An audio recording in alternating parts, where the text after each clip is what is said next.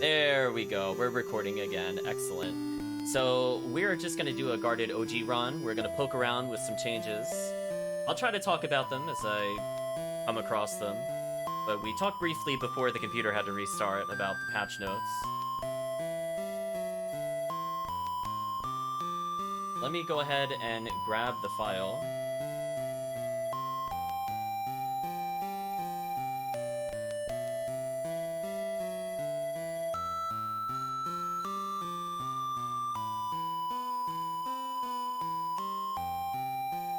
Hopefully everybody is doing well today.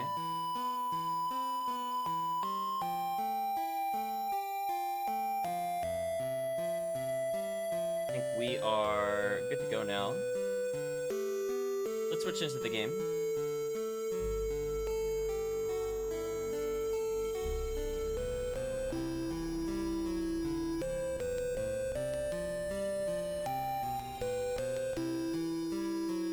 I was gonna say, that sounded like ending music to me, and indeed it was.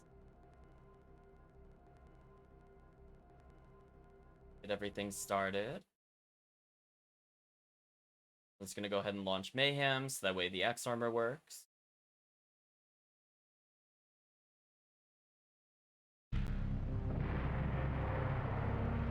Yeah, I feel like it's getting really, really close. I think a lot of feedback from Calvicium and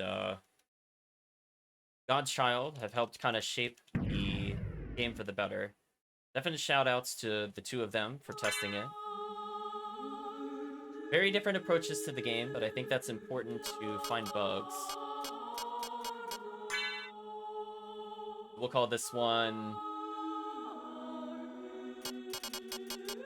single exclamation mark. Or no. Actually, an honor Suikoden.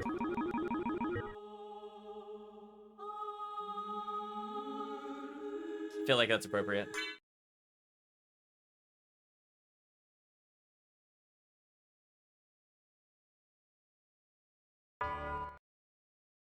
So I'm gonna go for the Dracula setup. So I'll talk about this because I was mentioning to Calvicium, but as long as I kill Dracula the same way every time, I get decent enough stacks.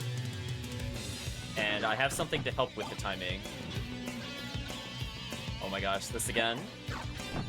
I do it too fast, chat. I'm like, I'm ready to go, and the game is like, hold on. It's like, you hit what buttons? So we should be good to go, even with that weird mess up. Oh, I didn't run there. That might mess up my timing. I'm gonna go for it. So one Holy Water, one Whip, two Whip. Oh, that's not enough. Yeah, that messed up the timing. Okay, we're gonna restart. So the downside is I need to get that run. If I don't get that run, I can't do my setup. Oh, why did it just crash? That was weird. I mean, I wanted to do a core restart, but I mean, if it just wants to kill the emulator, I'm like, I guess. It's fine. So as long as I get that run and not have that happen, I think I'm good to go. Because the timing should be, by the time I'm done with the first whip, he should die during the first whip. I whip a second time, then I cross, swap, and I just hold the Hydrostorm button. That's all I need to do. But unfortunately, I double tapped and nothing happened. Awkward. I just did it too fast again. I think the dash needs like a slight pause, if I remember correctly, like a 1 frame pause. It is possible to mash it too quickly, from what I recall. Drives me wild, by the way. I don't like how this game does inputs. It's not me, I swear. It's how they want you to do the inputs that I have a problem with. So I gotta slow things down.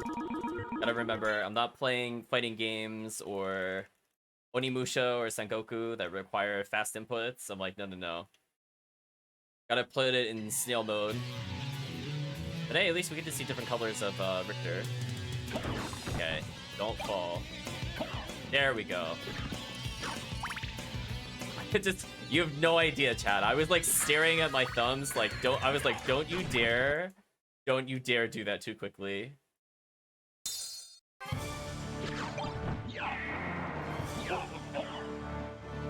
Okay, now I think we're good. And one whip. Actually, I think I did that wrong. That's fine.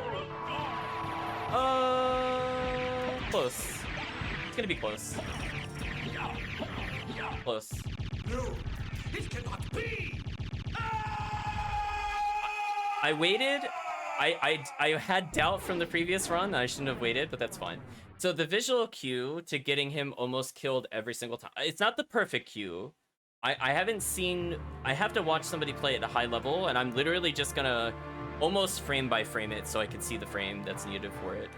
But for me, it's close enough that I could just kill them with one cross every time, or two crosses if I do it slightly too late. And I feel like it's pretty consistent. But yeah, just putting in that delay and also getting able to burn all your hearts is fine, convenient. But yeah, it's after the whip. After the whip that kills, it's 2 whips, then 2 crosses. But I waited because I wasn't sure if it was gonna kill, because I didn't trust the game. I should have trusted the game. But the visual cue is that after image, or whatever you want to call it, where it sucks into Dracula, that exact frame, it merges with him, is where you get the... not the best stacks, but extremely good stacks. That's like 0 sub-weapons to kill. And it's about the same time where the background starts to break, so that's like another visual cue. But I can hear it because I've done it so many times if I've done it too early. So I did it there a little early, but it didn't matter. Because of the way the setup is, that even if I do it slightly too early or slightly too late, it doesn't matter. Because it's lenient enough that it's still pretty consistent. Like, even when I mess it up, I still get good stats. Just as long as I don't do, like, triple whip or something stupid. Something that would, like, stop you from whip. Or, not triple whip. Triple whip is okay. If you triple cross, you're in big trouble. That's too much of a delay. Power Sire. I just used the dash button and held jump there, just to show how quick it was. I could kind of autopilot to some extent. I almost made it over there with the dash jump. That was pretty close. So one thing I added that I don't know if is useful, but I just figured I'd put it in the game, is that normally you build up a lot of momentum. Here's a great example. So you can see I go pretty quick across the ground. If I hold down and do it, I won't go as far. So for people that are actually looking to do kind of fine-tuned movement, so it's faster than your walk speed, but not quite as fast as full speed, I wanted to give that option to the players, especially if they get something like Skill of Wolf, where your minimum speed is just so high compared to everything else. I think I'll equip that, actually.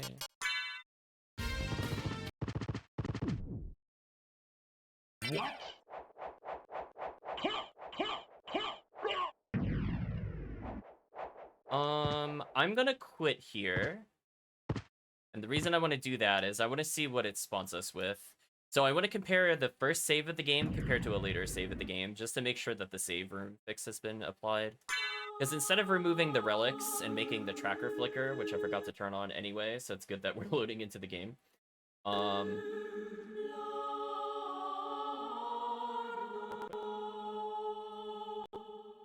There we go.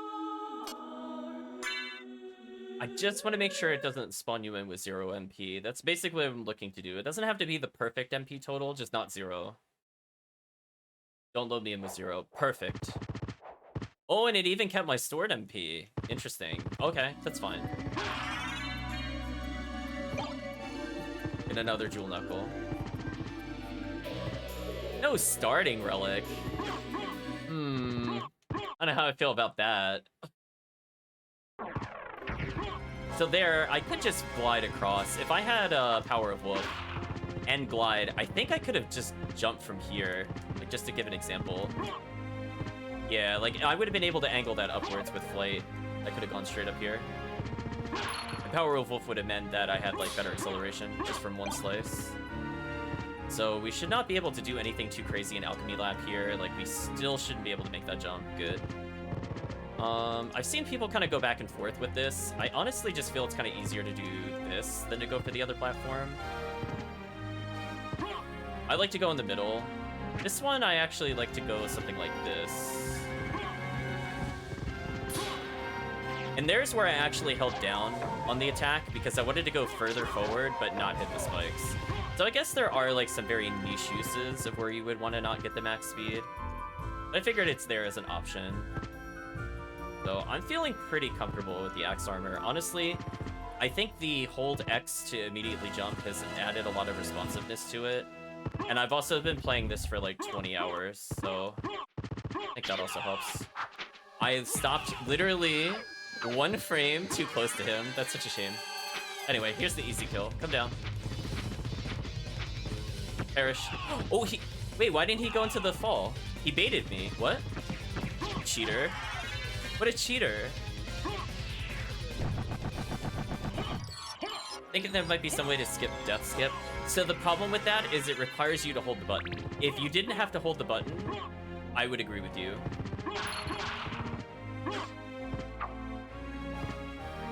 Like, if it just locked it in, it would almost be doable.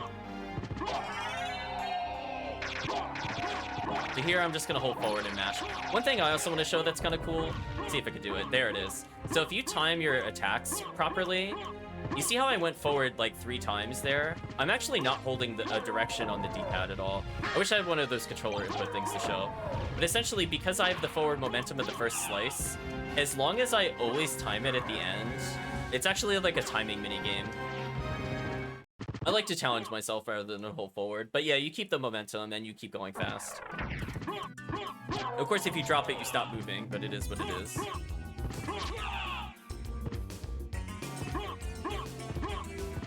So I'll try to think of any other tech that might be useful as we come across it. Other than damage boosting by holding R2. There, it was something. Jewel of Open, I think. Oops, I got scared. I shouldn't have fear.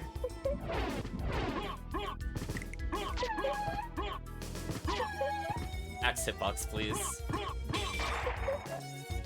I bumped. If I didn't bonk there, that would have been a good jump.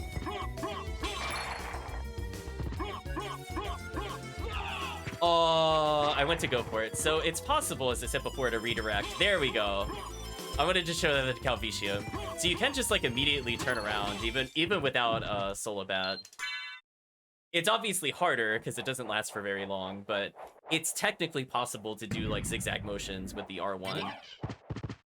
So I'm glad I got one of those off, even though there were enemies there that made that one more challenging than normal. Thought it was kind of a cool thing. Let go of R1 too quickly. Let's just go kill Aurochs. Listen, chat, we don't have to do anything in order. The sequence of axe armor is whatever you feel like. I'm gonna be real with you. So I will do most, if not all, checks, but I'm not gonna do them in the intended order. Oh, there we go. I got it there. Oh, too late. Yeah, there's a little bit of a trick with it. Because you have to at least jump a little bit as you jump, and then turn around and let go. If you let go, you can actually buffer your jump. I think I mentioned this Calvicium before.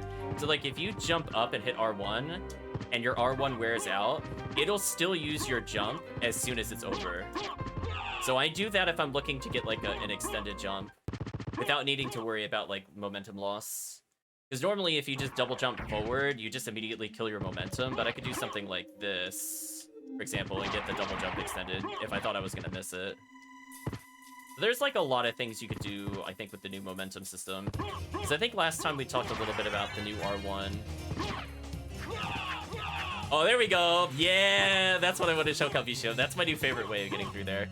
It's hard to do, but I feel very satisfied whenever that happens. I use the fact that you keep the momentum control on glide to damage boost through both of those immediately and just never touch the ground. Let's just get nuke Minotaur.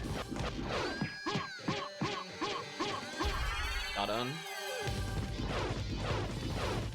We're gonna kicky feet dodge. Oh, we're like 1 hit from killing. What a shame. Now we just play the zoning game because he really can't do anything to us.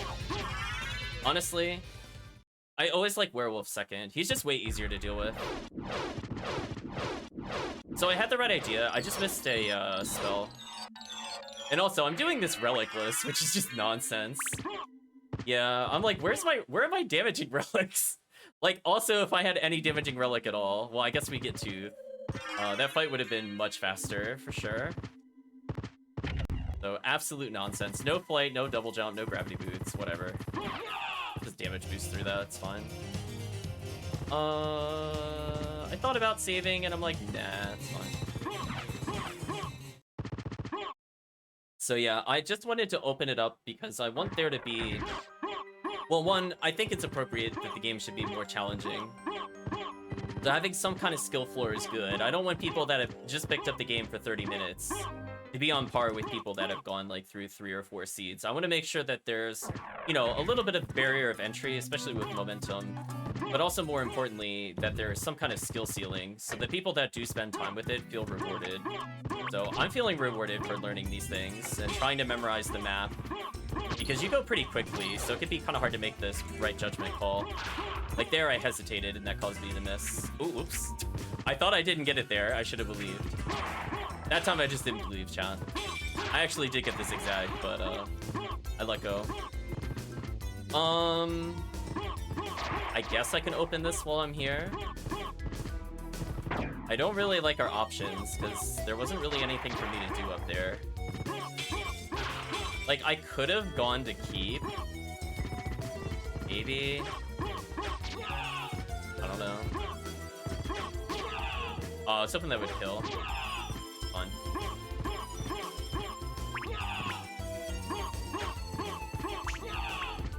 It is possible to hit the stone rows if you go through, but I gotta work on the timing. I guess we'll say hello to Doppel chat. The one nice thing is that the item checks here are so much easier than Alucard's item checks. Build some momentum. I decided against dodging him.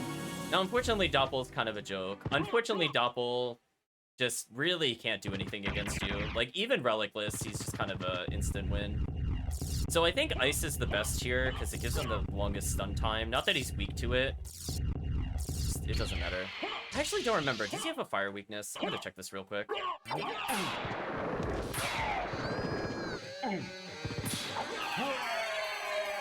It made the thunder sound effect. That doesn't seem correct. I'm gonna look at that later. Well, anyway, he dies in 2 spells, regardless. So, easy peasy.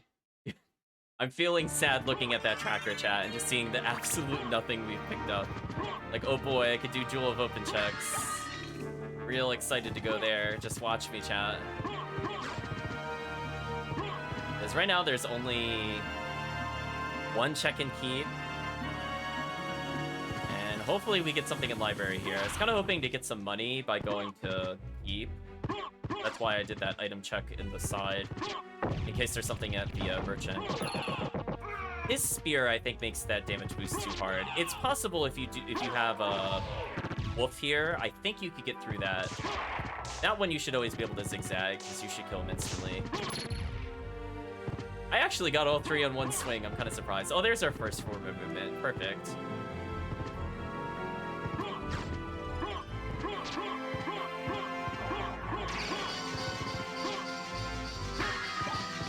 Man, no syllables. Brutal. Okay. Well, unfortunately, this is not fixed, but we'll showcase this, I guess. Maybe at the end of the stream, we'll take a look at this again. I'm actually so desperate for money. I'm actually gonna go do this. Like, just like, reward me. Just give me a diamond. Like, I am doing item checks. Like, half the normal times I play this. I was not rewarded, chat. I shall go wanting. Whatever. Now, interestingly, the form of mist by itself actually does allow for extended movement by quite a bit.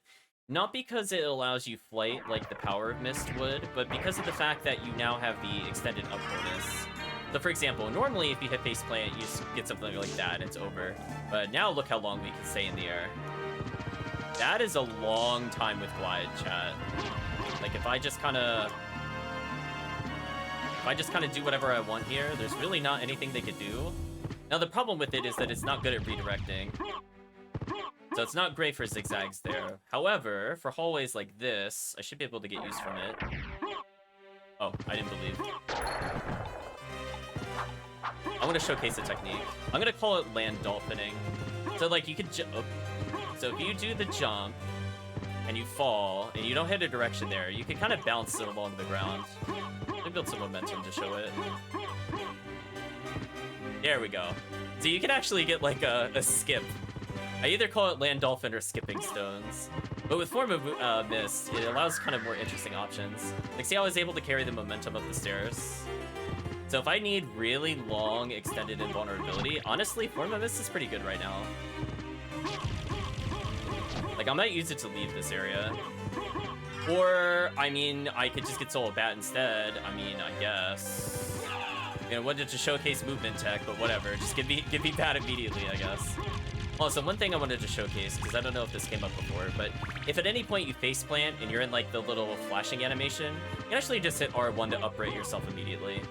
So if you want to do, I don't know, like something like that to kill them and then just go in your merry way, it's now possible.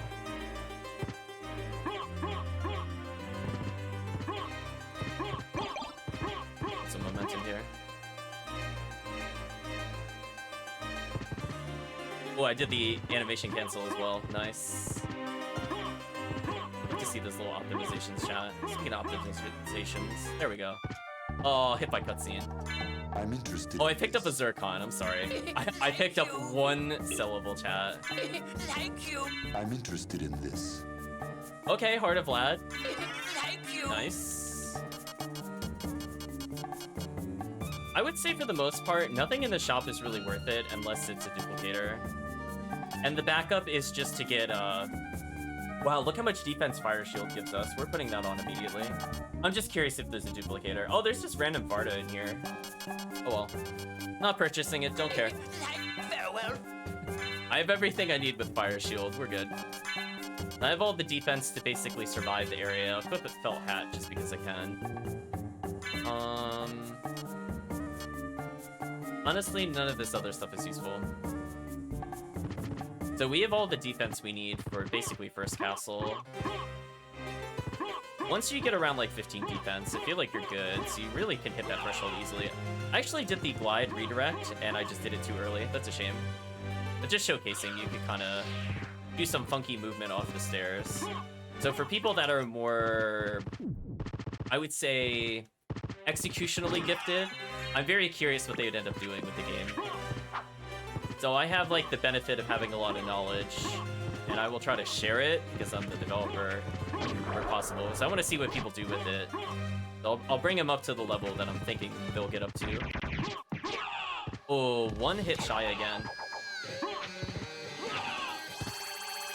He flies. I thought he only flew straight up. Interesting. Whatever. So I'm just taking advantage of glide there for free hits. I'll take the health up. Okay. We're back to this room again. Oh, I hit the ceiling. My bad. I'm gonna try this again. I think this is gonna be my new favorite. If I could build a little momentum. Yeah, there we go. Yeah, there we go. Oh, I got a ring out of it. Nice. Okay, since I didn't get the momentum going through the gate, I'll build it up here. Or I just kill my own momentum by accident. There's the new tech. Almost got the redirect. Unfortunately, I did some skips on the ground. Yeah, one thing I'm trying to learn to work on is that if you use the bat button in the air, you instantly stop ascending. That gives you a lot more control over the character. So once you're really comfortable with like what the maps look like I could just hold jump here and then glide as needed to get into here. Sure, we'll restock our MP. I think I got every check. Kind of autopiloting. I don't even remember what was in that room. I was so happy by Bat. I know we went up here, but I'm trying to remember. Oh, I guess it was a Vlad. Yeah. Anyway, let's Superman from here.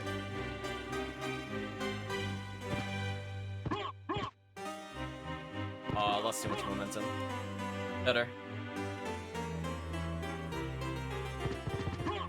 Use the ledge there to cancel my animation.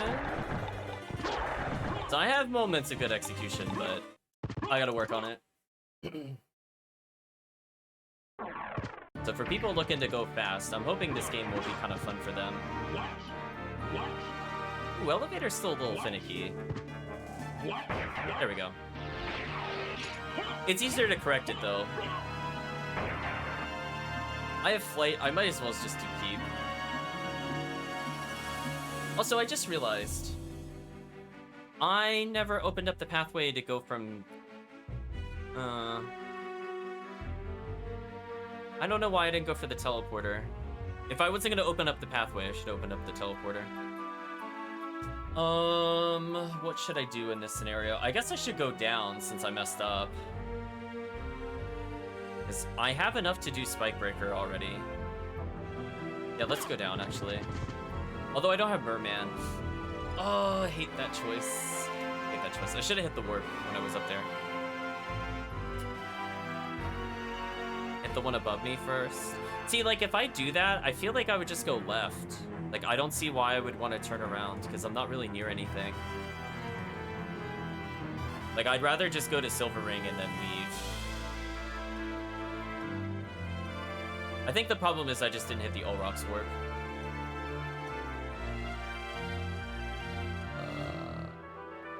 I guess I could do that.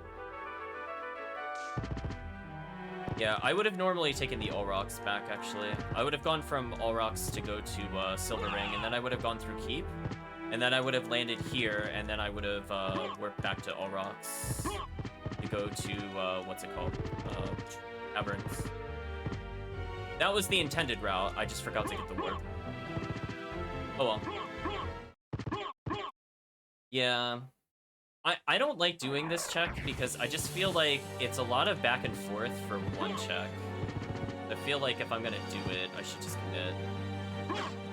Why I don't do this. Since we're here. We'll go back to entrance.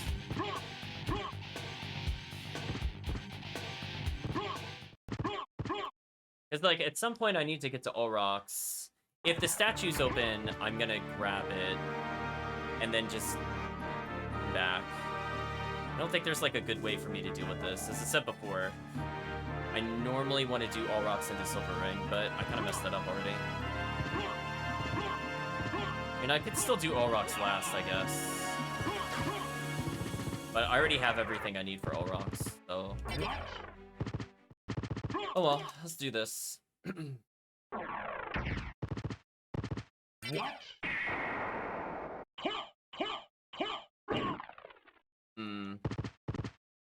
Yeah, normally if I would be playing, since I'm doing this kind of check, I would save split. However, I don't like to save split when I stream. So I'm not going to. I'll acknowledge that's where I would have saved split. But like if I was being serious about a race. Where's my momentum? There we go.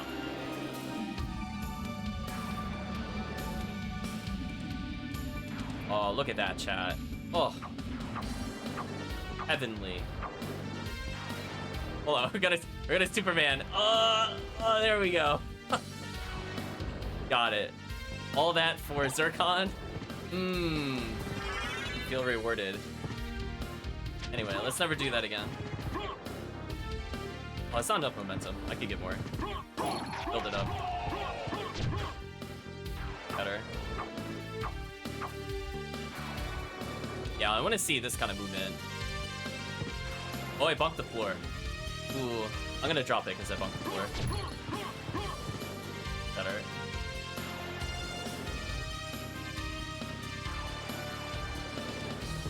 I don't need that much MP, so I don't think it's worth going to the save point. Because there's gonna be a lot of back and forth here, or I don't think I would benefit from it. I'll just charge up MP in the hallway here.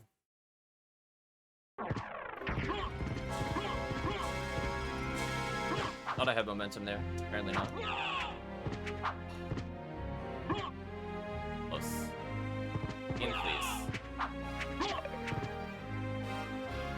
There we go.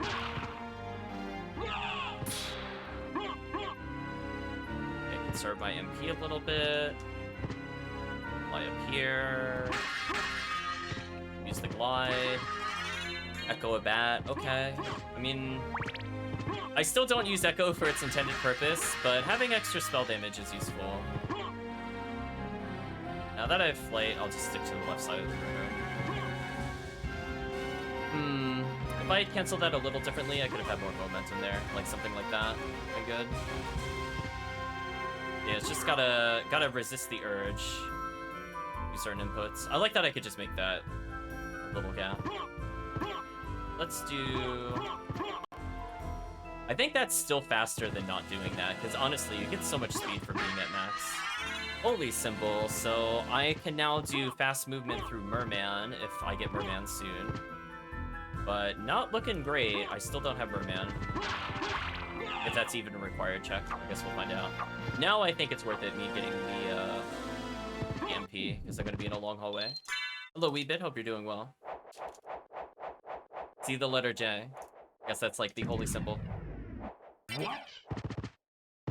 So we are talking about Axe Lord armor and seeing how the game feels. But I think this build is looking pretty solid.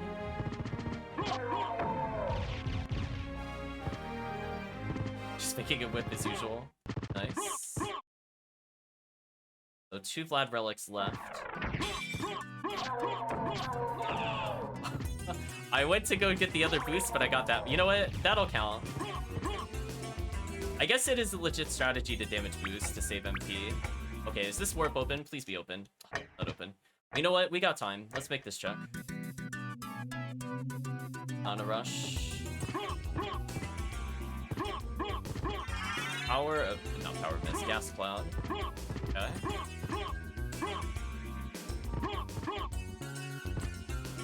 A little awkward inputs there. Oh, a talisman. Nice. Putting that on immediately. Please be open. Yeah, there we go.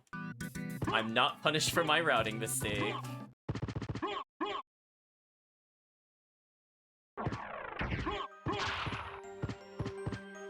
I'm gonna do this because I think the intent is that now that I'm going to basically full clear the other area. See, now the problem is, like, what if I get Merman here? Well, I don't... That's why I don't like coming back here. I'm still gonna get this warp, though. Okay, damage boost through both of those. That's fine. I think I'm gonna skip all rocks. I just want the warp. We're gonna turn around and we're gonna Superman all the way to the exit. Because I've been overcharging MP, I should be able to do this.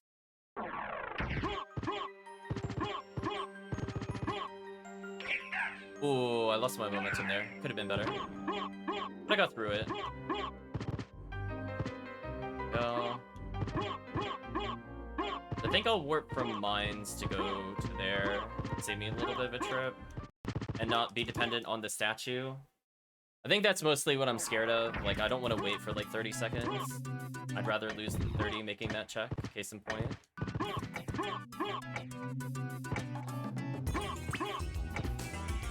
Okay, so I bounced on the ground. I did my land dolphin there. Was that a claw?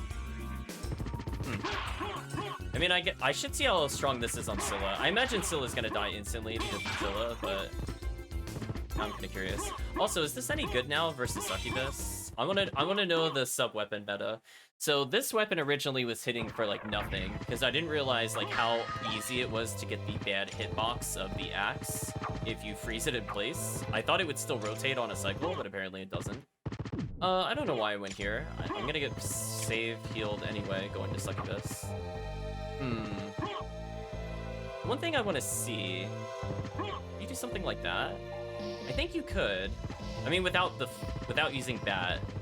Like, if you use momentum to slide off that ledge, and then when you're falling, hold jump and then glide, you might be able to make that. No, I didn't catch what you did on the Shaft Orb. I imagine it was flying Fireball, but I missed it.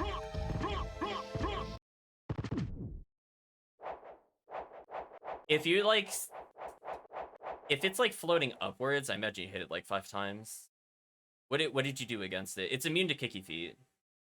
That cheese is gone.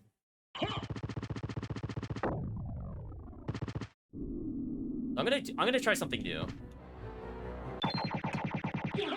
Oh, she gets wrecked by that. It doesn't like insta-kill her, but it was useful.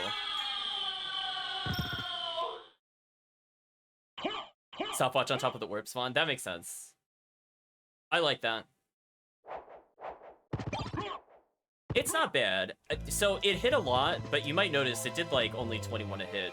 So I did contemplate like what would happen. You know, I half the damage it would normally deal, and I feel like that was mostly fair.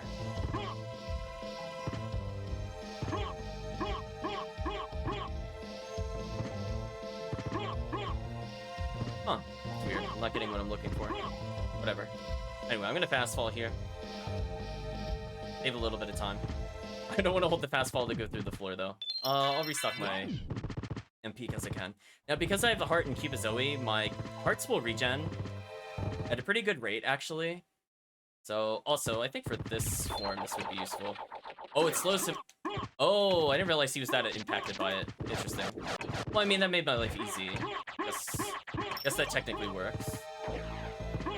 Yeah, he only has like 16 hits or something normally. Not a lot, especially if you're playing vanilla. Oh, I like that little glide I just did. So, theory time, chat. Yeah. That worked about how I thought it would work. Sorry, I'm so sorry, Scylla. You're not a real boss. Oh, hey, look, 4 out of 5 blind relics. Oh, it's only 10 in vanilla? Oh, that's so generous. Yeah, Mayhem, it'll go up to 28, I think. But obviously, if it hits that fast, it doesn't matter. But hey, new meta. Stopwatch actually useful for bosses other than Doppel. Also, what happened to my heart count? What happened there? I have to look at the VOD. Did I not do math correctly? Is that what happened? Take a look at that later. I mean, I could fix it since we're here. 1 second. Yeah, I'll look at the VOD, but I'm just gonna make our hearts not a weird number. 1 second. Give me like 5 or 15 is probably fine. Oh, it still looks broken. Why is that? Looks more broken. Interesting. I'm not gonna question it. I might reset it though by leaving and coming back. Thinking about it. I mean, I guess it doesn't really matter what my heart count is. Oh, library card. Well, if I needed to go back to library for mischeck, that would be useful. I don't think it's useful at the moment though. Anyway, I guess I could leave the heart count in the corner. I'll just move it slightly aside. Fine. Hide that for now.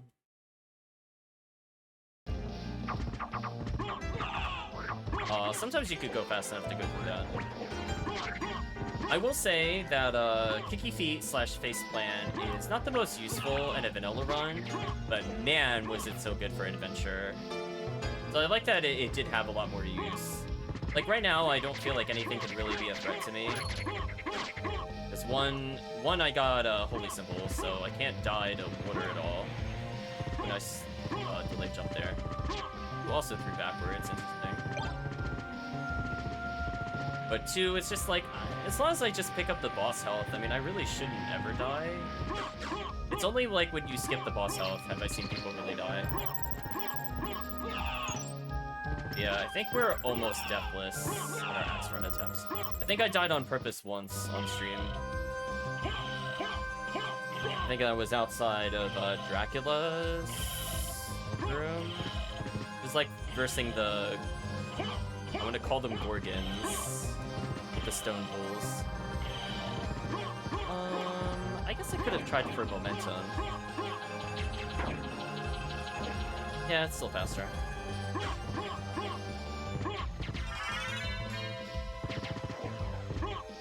Yeah. I mean, definitely the first time I played, I had way too much defense. But, I mean, generally speaking, as long as I pick up a shield, it's like, it'll be fine. Oh, there we go. Oh yeah, doing the ledge cancel damage boost. Nice. So in order to do that, all you have to do is just slide off the edge while you're in the glowing state, and you can instantly move again. So I use that to do that twice. But I think that is the movement strat for sure. There's all those life maxes. I really don't need them, so I'm gonna skip them. I'm actually gonna go back for that shield. So our defense is already at 28. I think I am now invincible. We're good. I have enough defense for Kessel 2 already.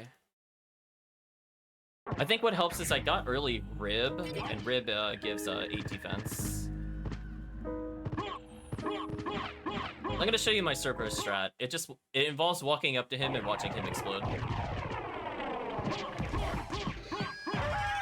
Got him. It's so consistent, Capvicium. I'm telling you, I love it. I love it there. Since we're waiting for the door, I might as well just pick this up. Yeah. So he'll naturally walk backwards, so the number of times that fireball hits is insane. Like, there's no way he survives. I technically don't have to melee there. In fact, it might actually be slower to melee. It despawns the top fireball. But yeah, it's like super consistent. Oh, interesting. I have fire resistance. Thanks to the fire shield, that still works. I'm just more surprised it works more than anything else.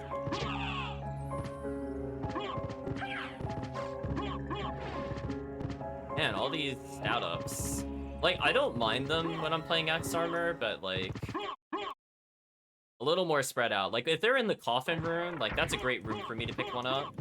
Because I don't go out of the way for it, and it's just free healing. Actually, I don't know why I did that. Hold on. Find them. Just do some damage boosts here. Since I have to do mostly vertically downward motions, don't think it's worth it. Yeah, that was intended. Oh, the backwards flight. The rarely seen one. Yeah, you could do some sick ways to enter this room.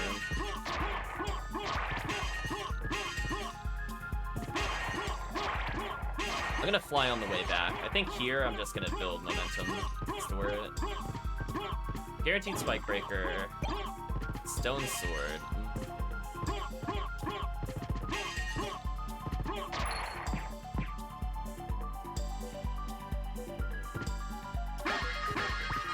High potion. Nothing of interest, unfortunately. Oh, oops. Thought I had Leap Stone for a second. I'm like, nope, not this playthrough.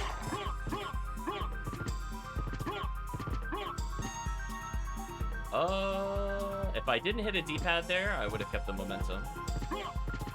Right idea, wrong button press. Love you can actually kill those slimes as Axe Lord Armor though. I usually just ignore them, it's not that hard. So here's an example where we could get some interesting items. Frankfurter, thinking of GodsChild on that one. This room's also okay for potions up, whatever. It just makes it easier to damage boost if I'm at full health. Anyway, I think we're good. Oh, I hit the lip. Oh, momentum destroyed. Stay near the top, should be fine. So because I'm low on MP, I'm gonna do this, and since I had to come in here, I might as well check this item. Nope, don't care. What would be my preferred strat? Is Kicky Feet with Stopwatch powerful enough to one-shot this thing out of existence? I'm used to doing grounded fireball and then air fireball, but let's try some new metas here.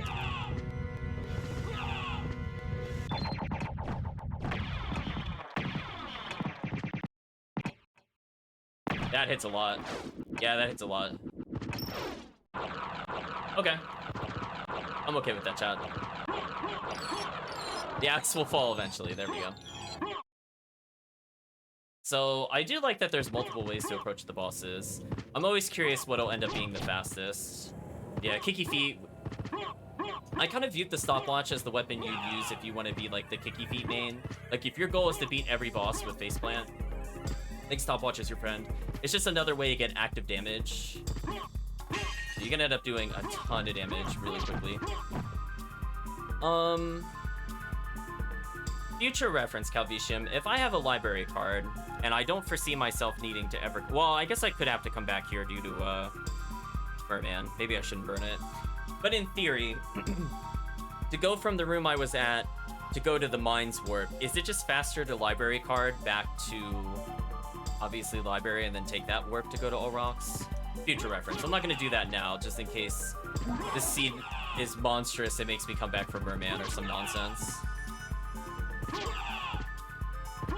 I'll hold on to my one library card for now.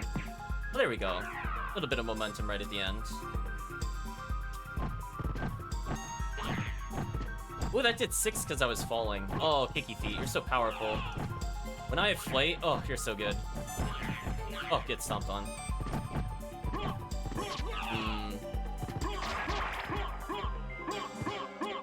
We'll just restock right here. Yeah, I essentially have infinite hearts anyway. Just not, I really don't need to see my heart count. But I'll look back. Maybe I did like a weird subtraction. I think that's what happened. Like I subtracted at 19 or something weird. Gotta just check. Health ups, don't care about those.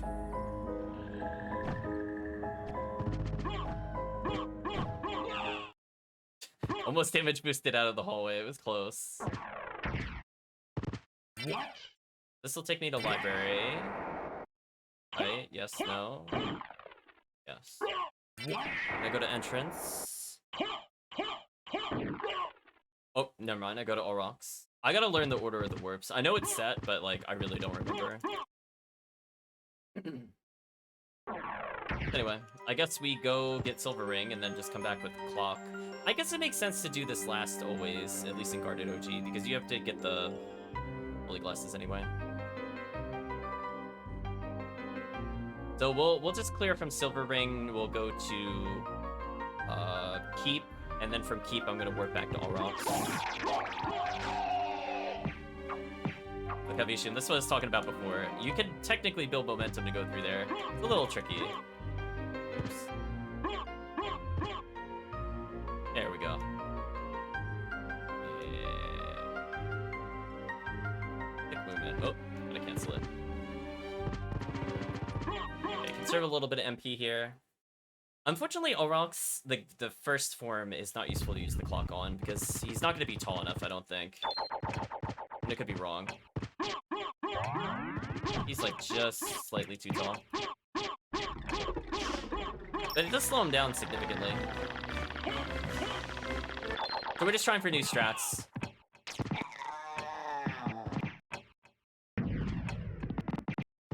This hits up a lot. Interesting. That's a very safe clear. I'm not sure why the axe still lingers.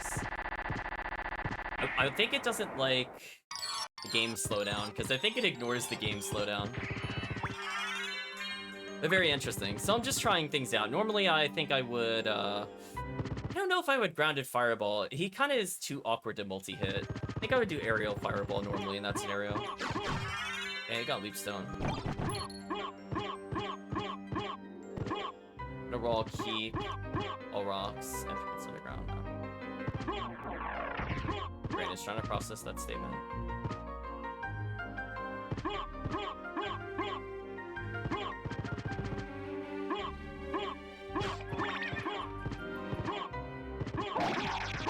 I'm still not processing that statement. You would go from Outer Wall to Keep. Why would you go from Keep to Aurochs?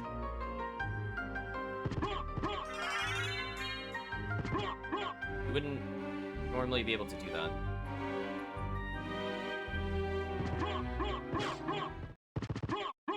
Unless you mean like you're trying to get relics for silver. Oh, teleport order. Oh, I was thinking routing. I was like, what? I was like, what? I think I'm missing something. Okay, that makes more sense.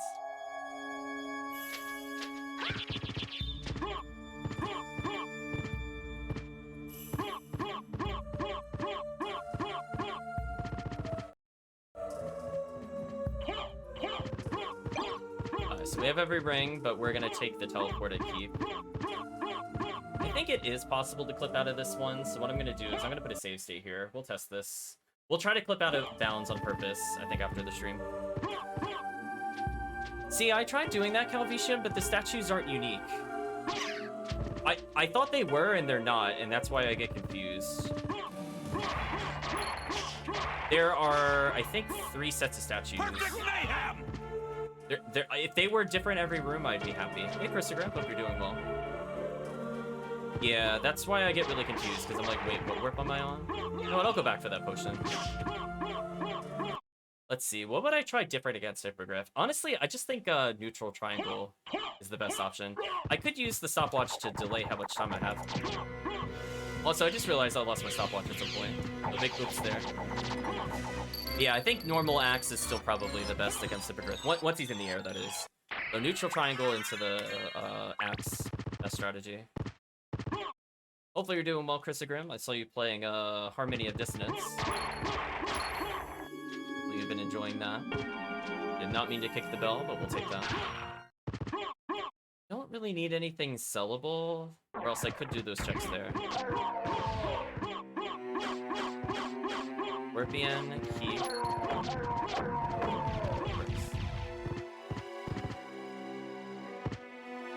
try to remember that. We've done almost every check. Since we're about to do a lot of flight, I'm just gonna restore MP real quick. Actually, I haven't saved in a while. Maybe I should save. Let's not jinx it.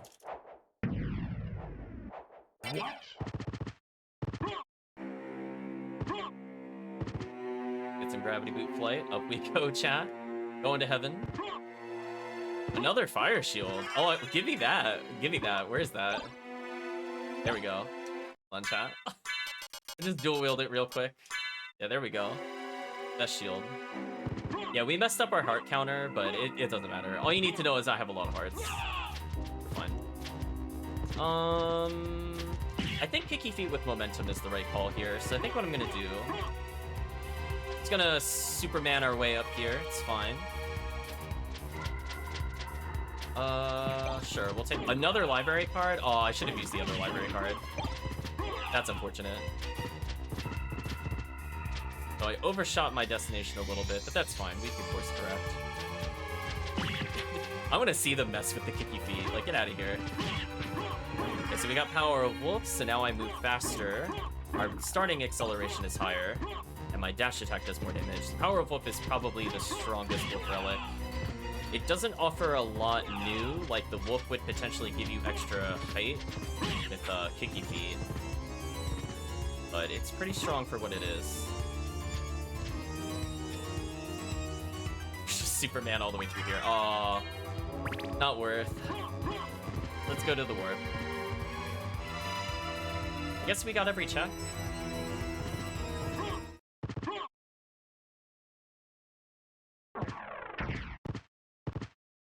Yeah, because normally that check that's in the upper wall, I usually come back to it because I know I'm gonna have to warp to library anyway.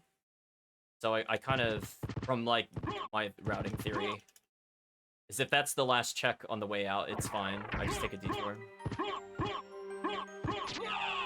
Oh, that momentum is so strong right now.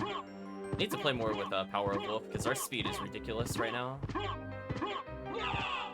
Oops. Too fast. Should have used the slow slice there, but we'll take it. Okay, so no more soft locking at Clock Room. So it doesn't matter when I use this. So sorry, Talisman. I'm gonna unequip you for a second. Oh, way in the middle though. We'll disrespect the cutscene. Oh, we picked up a Mystic Pendant. I saw the Ring of Arcana. Oh, I should have been wearing this. Oh, we're good. So this actually does improve his MP rate because he doesn't normally have an MP regen rate. However, now we do. So I should be getting a lot more MP. So standing here, I should be good MP-wise. You can see it filling pretty quickly already. And because I'm standing still, my MP regen rate's higher, which is perfect when you're waiting for rooms like this. Get rewarded. Just fall right down the middle, it's fine.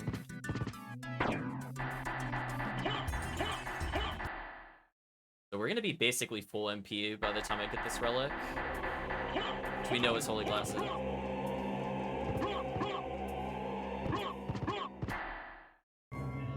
Yep. That's about what we expected.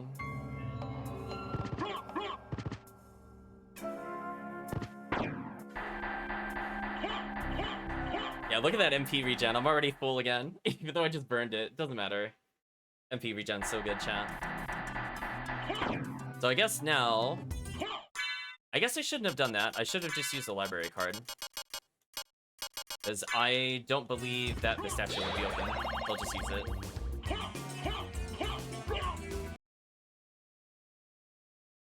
So I could have saved more time had I done that immediately.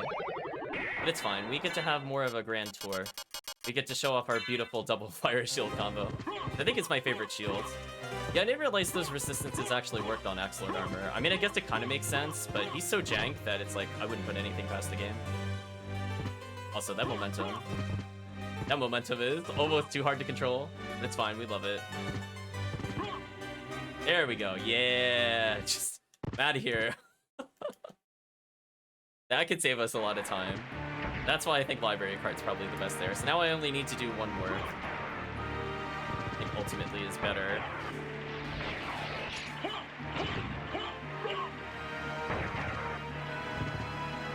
So this door is still bugged, but we know how to open it, so it's fine.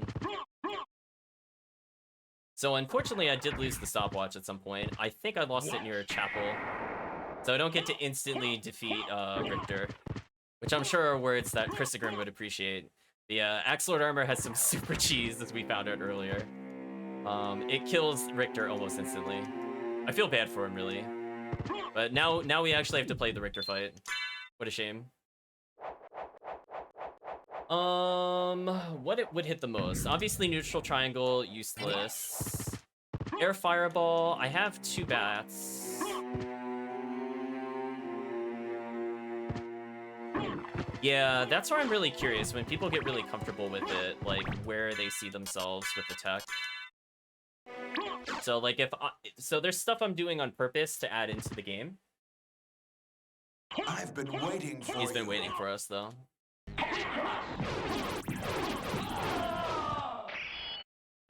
Wow. You've defeated me. I've defeated you. Goodbye. Okay.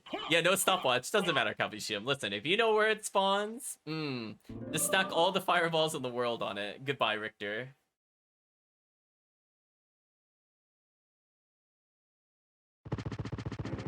So the game will auto-walk me, but it's fine. I'll walk myself up here. Poor Richter, chat. That was the deletion. Yeah, as long as you have flight, you could do that method, but obviously if I didn't have flight, it would be a bit harder. Yeah, speaking of flight. Oh, I bumped the stairs. So unfortunate. You know what? Out of curiosity, I don't normally do this item check, but what's over here? Luck potion. Nothing of interest. Whatever. Anyway, up to heaven we go. I guess we could save here. So I think the tech here is to put a neutral fireball down roughly in the middle of the screen and then throw axes. No matter where Darkwing Bat goes, he should just die before he gets too far, but we'll see. This boss I don't feel I have figured out. Like, Cerberus is figured out. Like, I'm pretty sure there is no more optimal strategy. Something like this would work. Oh, I missed one of the axes. Pretty close.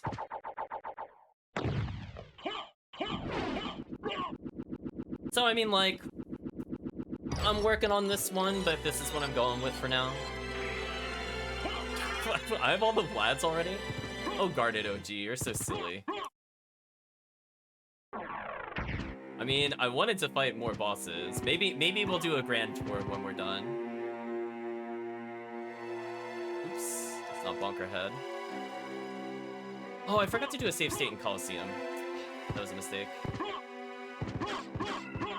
Well, I know there's no reason to go back. I'm not gonna bother getting that work. If I really need to, I could use my library card to go back. Whoops, that was not the time to Superman. I have to Superman responsibly. I think this hallway is just better just to do the dash attack. Medusa, I think also neutral triangle into axe throw might be the best strategy, so something like this.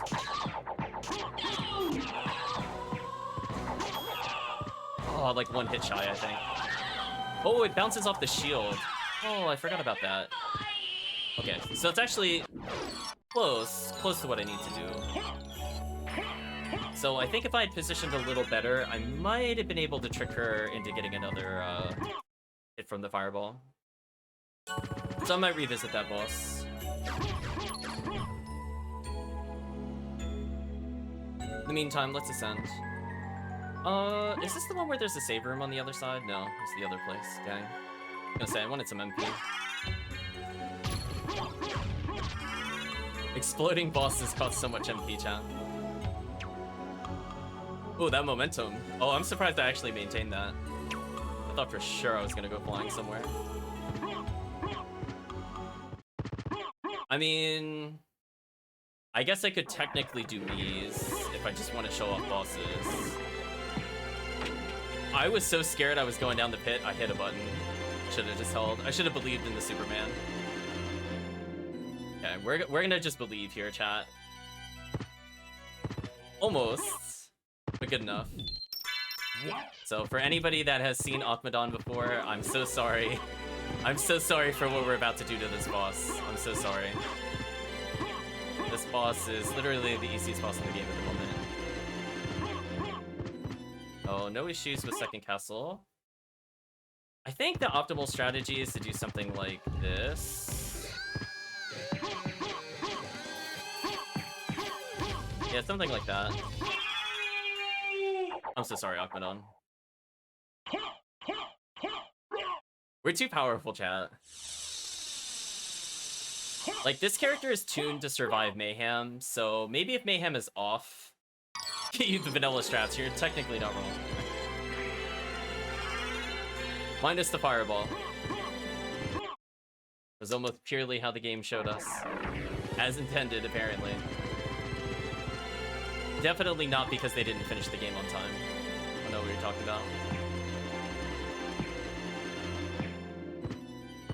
Oh, if I didn't bounce. Let's make sure that this is working. Good, okay. Spike breaker looks fixed. This room is a little awkward. You could Superman into this room like I was doing. It's probably faster than the alternate where I mess it up.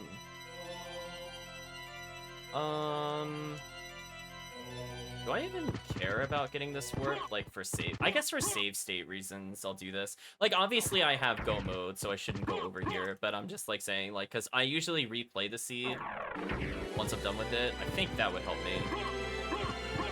In case I want to go to, like, death and warp back or something. That damage boost is so sick. Yeah, we kind of have all of our defense. It's basically GG. Nah, we'll just beat the game. It's fine. We'll deal with trio some other day.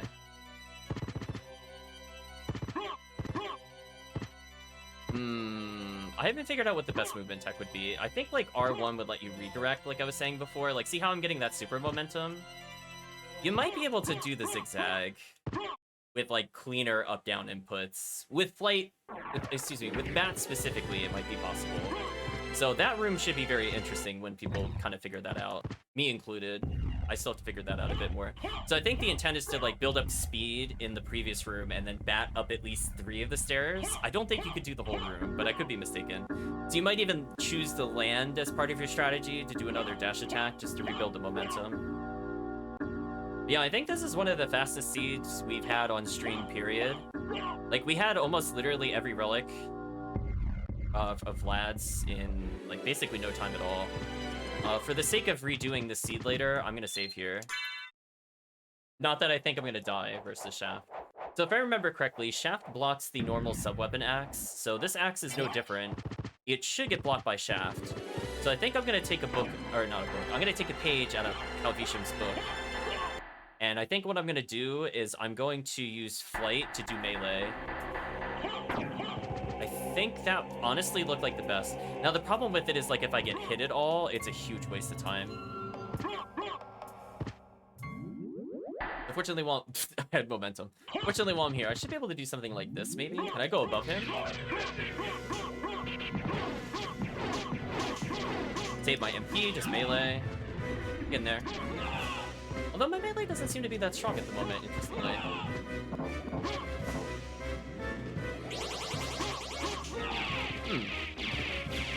how Vatium did more damage a hit.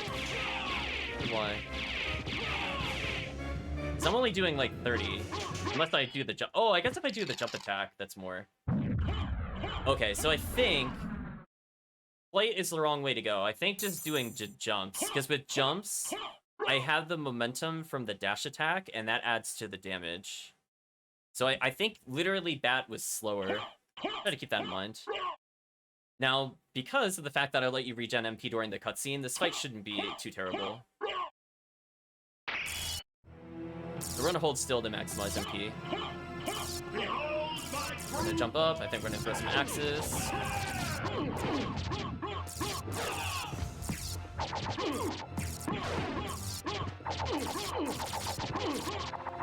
Axes do so much damage to him.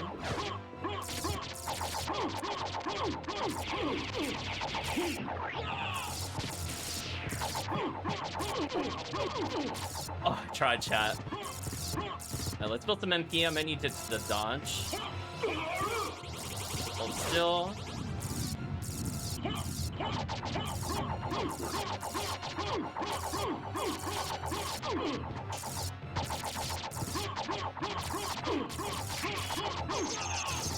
Gonna base plant through.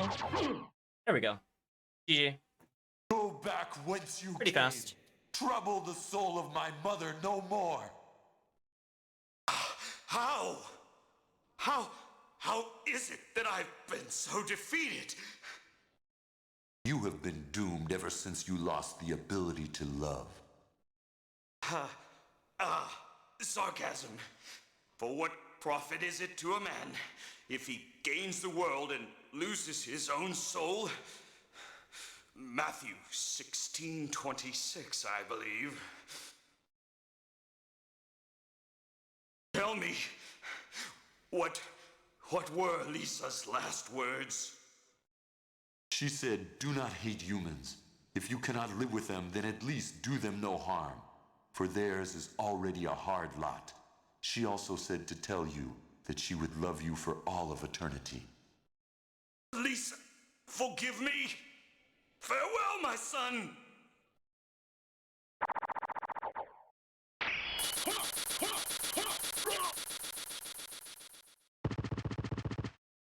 I love him running off to the side in the cutscene. That's amazing. So GG, chat. We'll talk more after the credits, but I guess enjoy the music. That did not take very long at all. I don't know how long that was time-wise, but that did not feel like an hour and a half. So you made it. Alucard, I'm glad you're all right. I'm sorry. 'Tis my fault you had to fight your own father. Fear not. I had my own reasons for destroying him. It must have been painful for you. Indeed. But you must always remember that the only thing necessary for evil to triumph is for good men to do nothing. I understand. Alucard, what will you do now? The blood that flows in my veins is cursed. 'Twould be best for this world if I were to disappear forever. I see. Farewell, then. We'll not meet again. Alucard, Don't you want to go after him, Maria? no, it's best this way. I can't ease his torment. Someday, perhaps, we will meet again. And on that day, maybe. I see. Let's go. Everyone's waiting for us. Yes. Let's get out of here.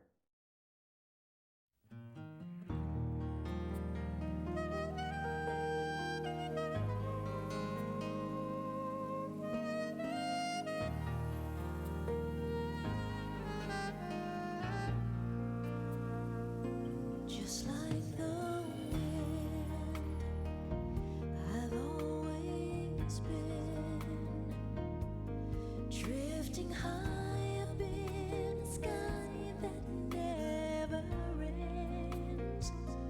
Through thick and thin, I always win, 'cause I will fight both life and death to save a friend.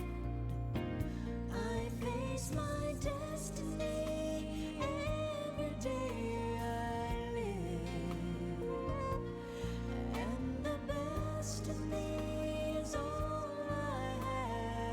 meet again, just like the sun.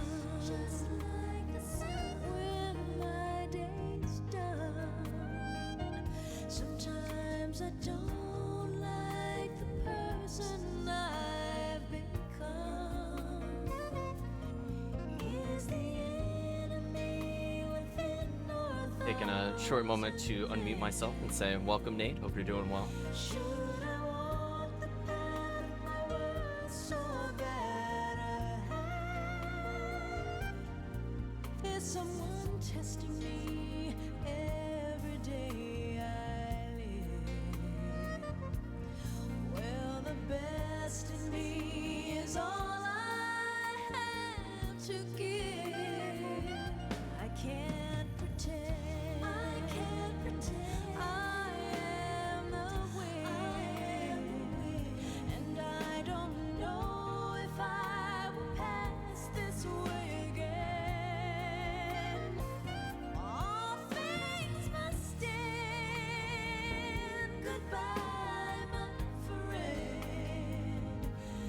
Think of me when you see the sun or feel the wind. I am the wind. I am the sun. And one day we'll all be one. I am the wind. I am the sun. And one day we'll all be one.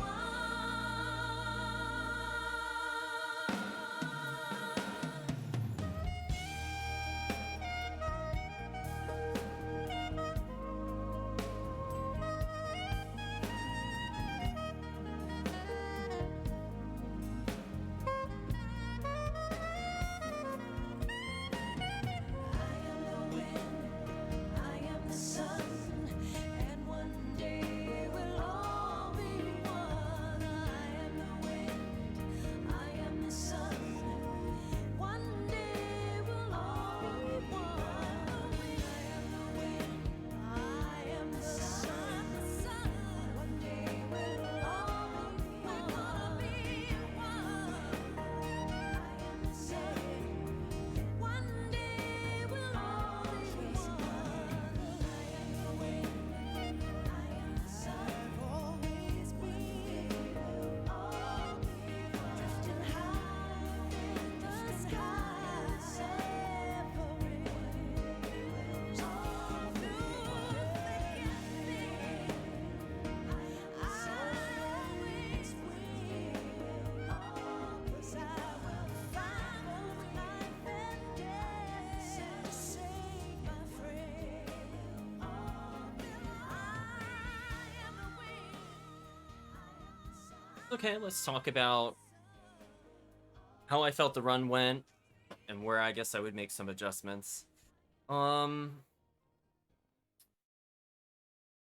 Honestly, I feel like it's pretty close to kind of like the end game status when it comes to momentum. I think Calvician's feedback mixed with GodsChild, it feels pretty good to play.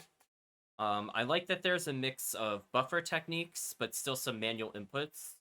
So some things that normally would have been really hard from an execution standpoint, not because of like the complexity of the input, but the timing needed. And the ability to make so many fast judgment calls back to back is definitely eased with the ability to buffer.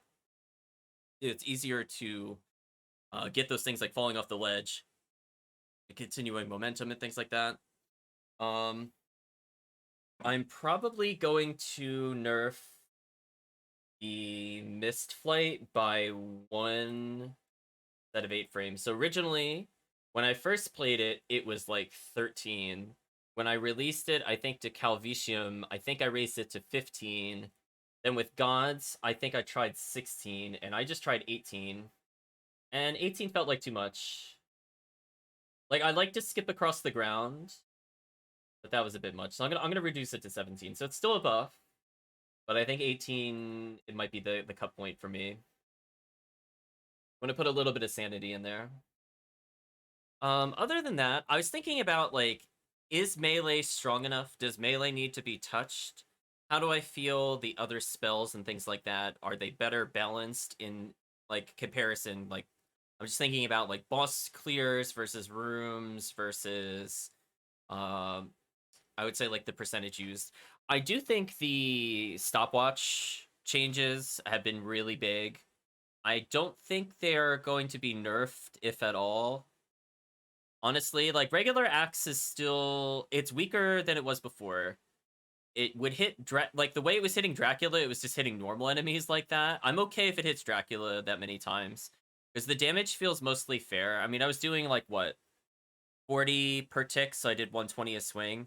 And you kind of have to put it in perspective at that point. Like, I don't want to compare it to like a Vorpal or a Chrysogrim or a Buffalo Star, but like honestly, like a single jump attack from Alucard with like even just something like Alucard's sword, probably hitting somewhere in the 90 damage region with like decent accessories. So I feel like that's about on target. When it comes to the different fireballs, I do feel like in vanilla, there's not as much use for the different elements. I don't know if it's just lack of my knowledge, but I know offhand Cerberus is really good to have ice on it, and Dracula is also good to have ice. But I don't really feel like there's a lot of bosses where I want to use fire, for example, over those other choices. So I'll think about it if I want to touch any of those. I think Kicky Feet has been mostly nerfed appropriately. I think at some point, not in this patch, I think I'm going to leave this patch as is. I want to tune down the tick rate of Kicky Feet and make it more like solid numbers. So instead of hitting for like 40 times 1 damage in like a second, I want it to hit for like 10 damage 4 times in a second or something like that. So that way, defense has more of an impact against it. So I think that's something I'm going to think about in the future. Level of coding makes you jealous. Well, I'm glad you like what you saw. At least in terms of like the performance of the Axe Lord armor. Hopefully I got to show some more advanced tech with it. I tried to keep it above just like really simple dash strikes. Like you could play that way for sure. But I wanted to showcase like when you use things like the face plant to maintain the momentum. I didn't really get to use it in the other. I was thinking we were gonna land dolphins / skipping stone a bit more, where I purposely get this big running start and then I missed and then I barely touch the ground and then I lift up again with mist. You can actually use that to skip over 2-block tile jumps, which would have been more useful in the library, but I got flight, so it unfortunately invalidated some of the kind of like the I'm not gonna say intermediate tech because that's not quite the right word because it is an advanced tech, but it's more like it's just like another mobility option that I feel like people will probably sleep on because they might not think to use it like that. But I'm letting you know 100% when I made the change, I was thinking about like, oh, I feel like I don't use faceplant as much as flight, or the moment I get flight, when I use faceplant, I don't use the other one. So I just figured there would be kind of more of a step in between having faceplant and having flight, and that was pretty fun. And that's a lot more prevalent when we get things like the power of mist, because then I can really extend it, and then it's almost like having flight without using the flight button. Obviously, you could still use the flight button, but if I'm looking to still maintain things that I can't normally do, like L1 and R1 gives me really good up-down control, so if I'm looking to kind of weave in a hallway, it's solid.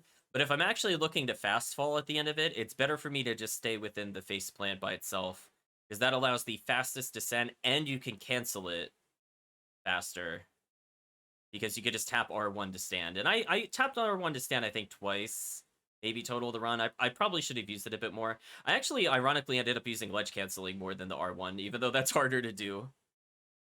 Comfort Bisshawk, something like that. So hopefully you saw some things. Maybe you'll feel inspired. You'll go, I saw Ziggy do it, so I can obviously do it 5 times better because it's just Ziggy. Hopefully chat feels like that sometimes when they watch it, but hopefully it was at least a decent showcase. We ended up getting a really fast seed. I was trying to figure out how long I actually took on a seed because I never start a timer because I don't like to pressure myself like that. But honestly, like I was looking at the recording and it was like an hour 8 minutes, and that I think that included the 4 minutes where I didn't even start the seed. And that hour 8 was after I killed Dracula. So honestly, that might have been our first hour seed. Because I even, like, did things like I left the menu just to check the save point. Like, I did some really weird stuff in that run, and I still think it was, like, if it was not an hour, like, sub-hour, and by sub-hour, I mean, like, an hour, like, 30 seconds or something. But if it wasn't, like, an hour, it was, like, an hour, 3 minutes. But I think it was pretty fast. So pretty happy with the speed. So glad to see that it's at least sort of comparable to, like, a really fast Alucard if you get the hang of it. I'm not very good at doing the wing smash inputs with SotN for various reasons. I mean, I should get more practice, I guess, but honestly, I had a lot more fun zipping around the castle. Now, one thing I might end up doing is this would not be in the next patch, but it would be like a distant patch. It might be like a difficulty slider, and I might have to go back and revisit all the damage numbers and actually allow it to be like, oh, I like the character, but I'm still doing too much damage. Is there a way I could just nerf my damage and not buff the enemies? I eventually think that should be an option. That's what it made me think about in this run. I do feel like when I was relicless, I feel bosses were still like a decent pace. It didn't feel like I was slugging them out or slugging it out with them for like an hour. I still feel like I killed them relatively quickly.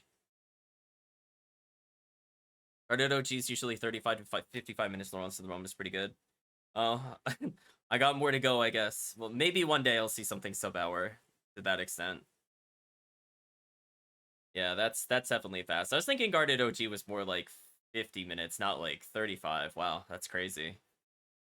They must literally get all the relics and then just go straight to the end, I suppose. Like they're just like, oh, they're like, oh, got holy glasses, I'm good.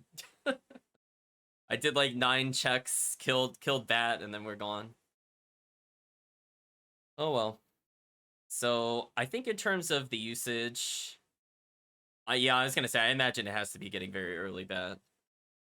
But I'm thinking in terms of the usage of the character, I think Air Fireball is something I originally leaned on a bit more. But now that I have a better feeling of how the damage is dealt with the Axe Lord armor, I think the experimentation has worked out pretty much beneficially. So, like, the clock plus Kicky Feet, I think is actually a good strategy to play it really safe against Grand Falloon. I think that is actually a legit strategy. I don't think it was super great on Succubus. If maybe it also didn't help I didn't have a relic. If I had a relic, I think at that point it might have been okay. Like, it's instead of hitting for 21, if I was even hitting for 25, right? Like, I'm not even talking a big damage jump, but just 25, I think would have made a really big difference for me, and I would not have taken as long. So I think in that same scenario, it might have still been faster to use semi-flight plus regular air fireball. But I definitely feel like towards the end, I was using more neutral triangle because I feel like that's the boss killer, and you're rewarded for setting it up. I think I did misplay Dracula a little bit, so if I had to do an optimization, I think what I should do going forward is I should actually stay on his left side and face right, so that way I could get more hits of the fireball. I think that was something I was thinking about, where the slow fireball on Dracula, if I aim it not from the center of the screen, but from the edge, I think that would do a lot of damage. Oh, gee, it was 45? Oh, okay. I feel a little better, I guess. That's what I was going to say, 35 minutes. I was like, wow, I can't even imagine how I would do it with this one. But I could see maybe 55 with this one. If I got literally every relic in the first castle, I could probably get a 55.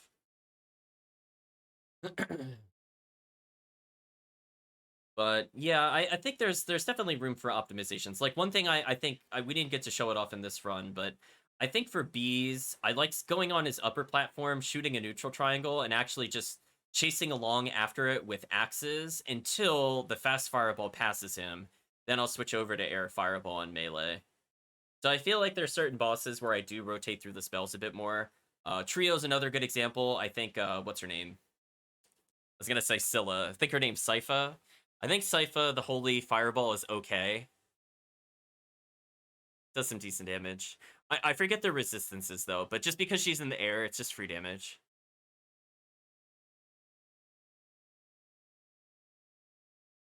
Yeah, I did a full clear of Castle 1 and then did one bat check. Oh, and I did Medusa too, technically, but yeah. I don't know. I still have a long way to go if I want to get to that speed, but hopefully it's entertaining for everybody. So I'm gonna make that small change. I'm hoping Calvitium, the change I made here for second castle, works okay. Honestly, as I said before, I'm not able to replicate it, but it could just be something like something is not firing for you, so it's not doing the castle check. I don't know. So just in case, I'm putting in another check just to transition it over there. Well, hopefully chat doesn't hear that thunder, because that got really loud on my end. Like, rumbled the room slightly. We'll listen to a little bit of music, and we'll think about what to do for the next hour or so.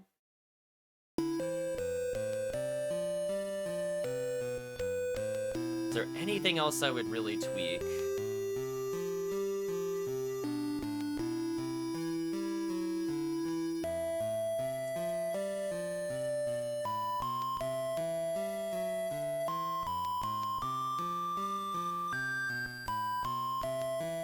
I guess in theory,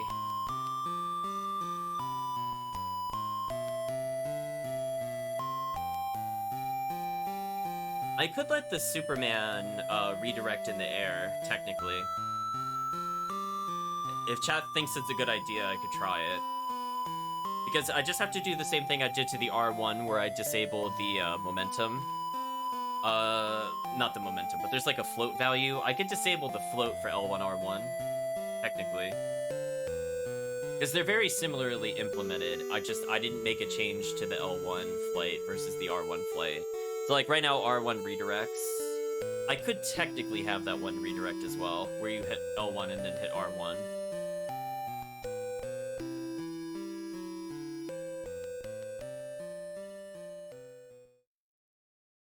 I don't know, chat. I'm feeling pretty good about the build. I mean, obviously there's going to be more bugs that people find.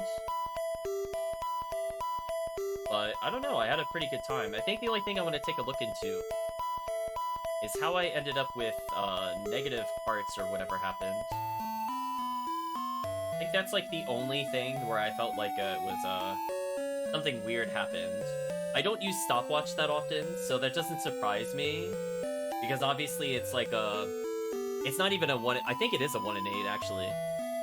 Because if you include blank, I think there's 7 other weapons aside from that. And I usually end up with one of those over stopwatch. So this was... I'm also happy I got to play with stopwatch, because I normally do a run and don't see it, which is a shame. So I need to also think about what to do. I think the next patch will end up having more sub-weapons. And I'm probably going to remove having a sub-weapon if you have nothing.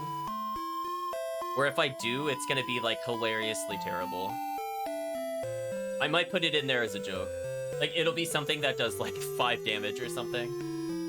It'll be Vanilla Axe. Actually, that would be funny if it was Vanilla Axe. I literally just put in Vanilla Axe.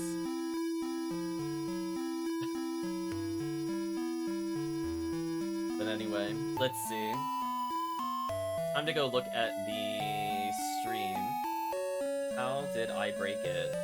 What was my heart total?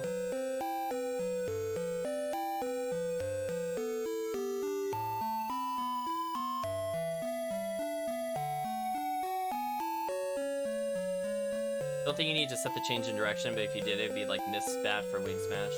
Something like that.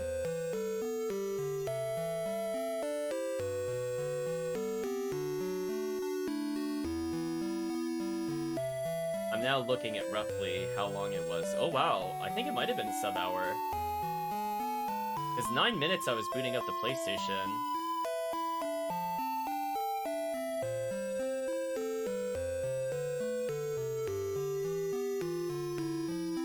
I killed Drac at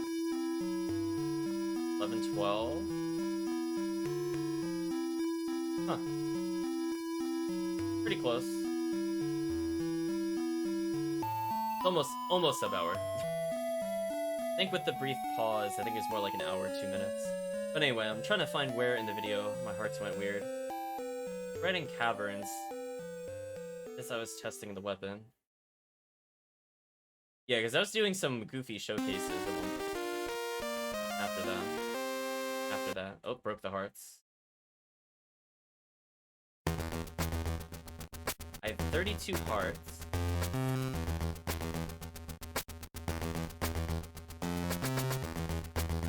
It broke at 34 hearts. What a weird number. Why would that be? It only charges you 20.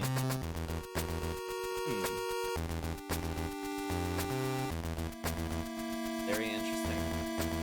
I'm gonna take a look at the code again. So if you have greater than 20 hearts, or reduce costs, which... Where do I set reduce costs, actually? Oh, well that would never be true. I didn't have the heart brooch. Oh!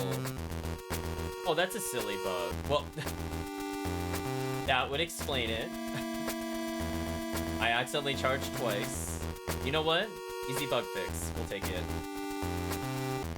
Stop clock from charging twice. Of weapon. Easy fix. I think what happened is I added in the logic for heart brooch, and I think I forgot to get rid of the original thing that made it cost something. So now that makes sense because I had 34 and it charged me 40, which it shouldn't have done. It should have only charged me 20. So that's gonna be a big buff to everything else. Stopped to make some save states as well. I did. So yeah, I think it was pretty solid. Oops. This is blasphemous. Contes de Confession. I was listening to it. I'm like, it sounds vaguely familiar. So yeah, feeling pretty good. I mean, I'll probably push this build. So instead of 16 frames, I'm gonna give 8 frames. So we did a safety check for Coliseum, which we didn't really test, and I didn't make a save state for that, which was a mistake.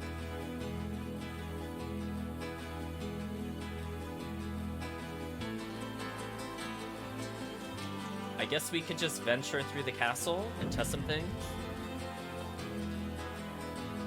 I'll mute the game and we'll just listen to the Blasphemous since we're done with the run.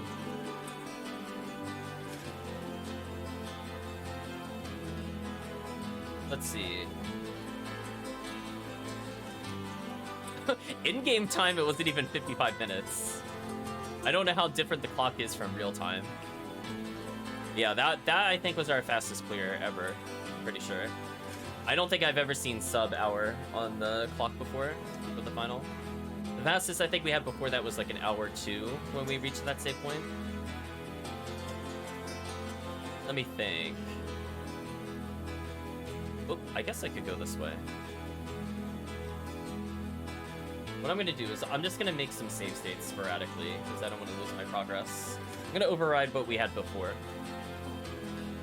And we're going to test out things like Coliseum. I love the heart counter still broken. It has no idea what it should be. Ooh, that bunk was deadly.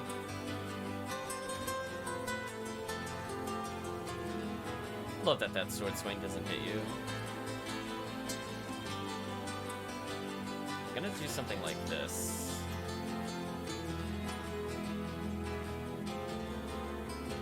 Yeah, that was intended. Thank you for stopping by, Calvicium. I think I'm just gonna test a couple things, and I'll probably wrap up stream as well. The storm is starting to really pick up outside.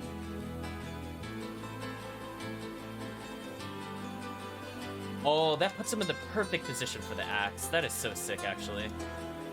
Oh, axe is so good in this fight. Oh, and air fireball's not bad. And man, axe was so good with neutral triangle setup. That's definitely the play. Wow, that was... I like that. Oh, there's where our wolf was. Interesting. So, since I'm here... I'm gonna go ahead and do a test here. How easy is this to clip out of bounds? If the answer is it's really easy and I can do it like blindfolded, I'm gonna put a safety check here. Like, oh, there we go. Okay, it wasn't too hard to clip out of bounds. So let's see. Where should I make them live? Be like right here. I'm gonna make a little check. So I just want to kind of clean it up. If you do fall through the floor, just want to make sure you have a means of getting out of there. Just like one more safety check wouldn't hurt, because I think I did one in Coliseum, so doing this in reverse kind of makes sense. I'm gonna go ahead and close Mayhem so I can get access to the logs.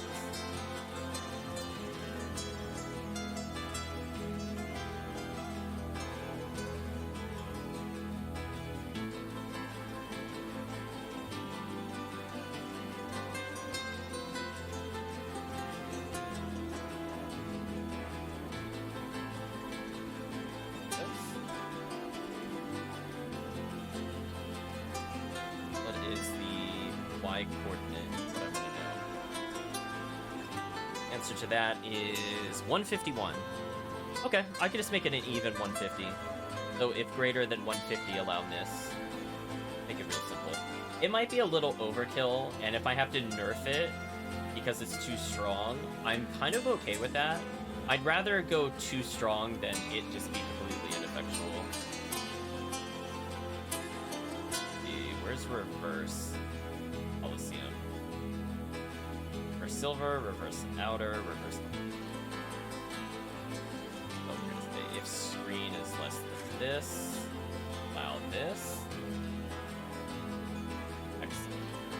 So just like little minor soft lock fixes that if people do clip out because they don't play exactly the way I do, or, you know, they hit it with weird momentum, whether intentional or not, or they're just looking to do things, I'd like them to be able to get out.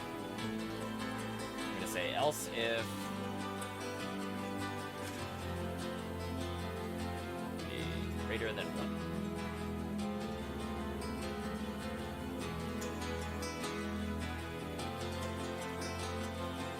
1. I said greater than and I wrote less than. That's how I know I'm not awake. Like, whatever. I guess that doesn't really matter.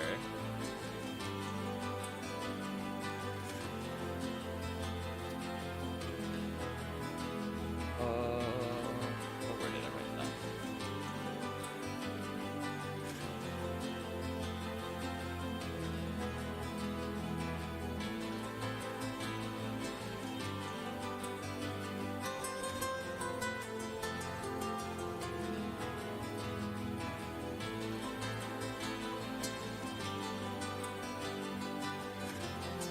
And I guess I could just always allow it for now. Said before, I'd rather just stay like that.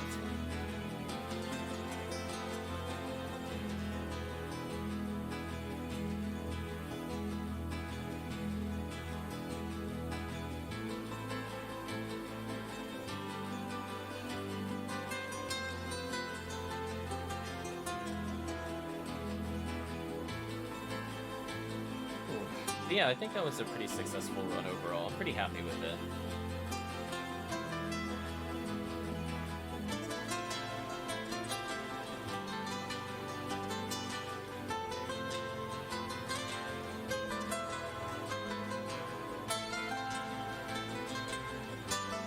Hello, Chris. Hope you're doing well.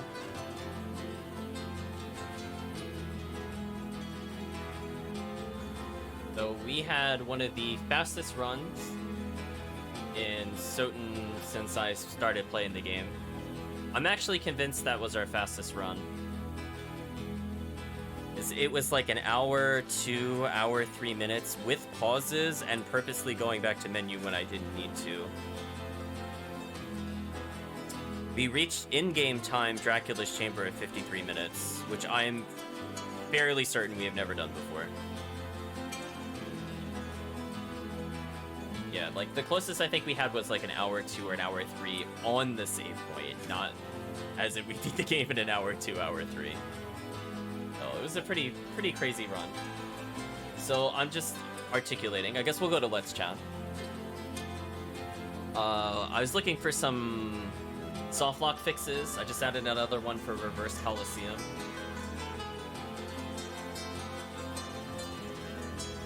Just gonna make note of these. Coliseum and Reverse Coliseum.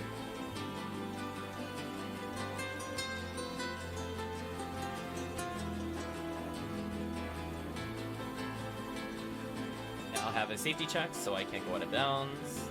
We're gonna slightly nerf the missed play by 8 frames. I didn't really use it to its full extent, so I don't really think that would impact our run. We're gonna nerf the... We're not gonna nerf. We're gonna fix the bug with the stopwatch. Heart count. So that should be easy.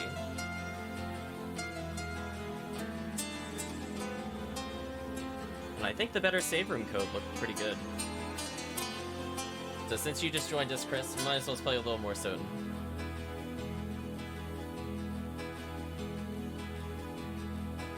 Hopefully you slept okay. I have to remember I disabled the Mayhem. We're just listening to Blasphemous since we destroyed the run. Oh, I'm getting the flickers because I didn't close it right. Alright, let me close out completely. I don't want to see the flickers.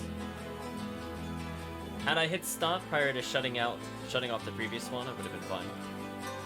That was user issue.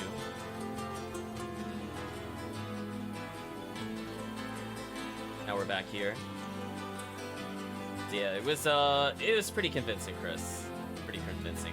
We did a full first castle clear, and then we did Darkwing Bat, and that was the only boss we needed to get the last Vlad relic. I just kind of went around over here and killed Trio just because. Yeah, we didn't have to do anything else in second castle.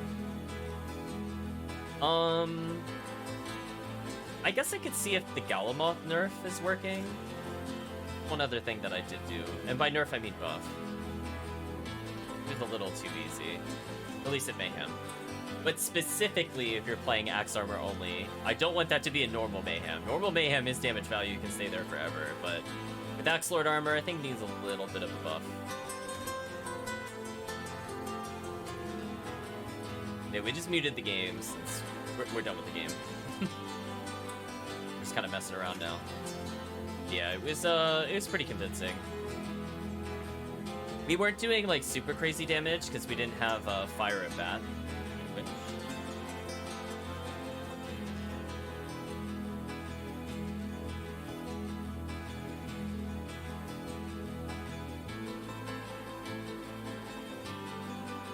Yes, seed preset, my favorite. So we didn't get Soul of Wolf. I did that with Trio. We won with everything else. Gonna activate the relics. Didn't even use her familiar. That's how one-sided it was. I didn't even bother. Even though the Mayhem familiars are very good, it just wasn't needed.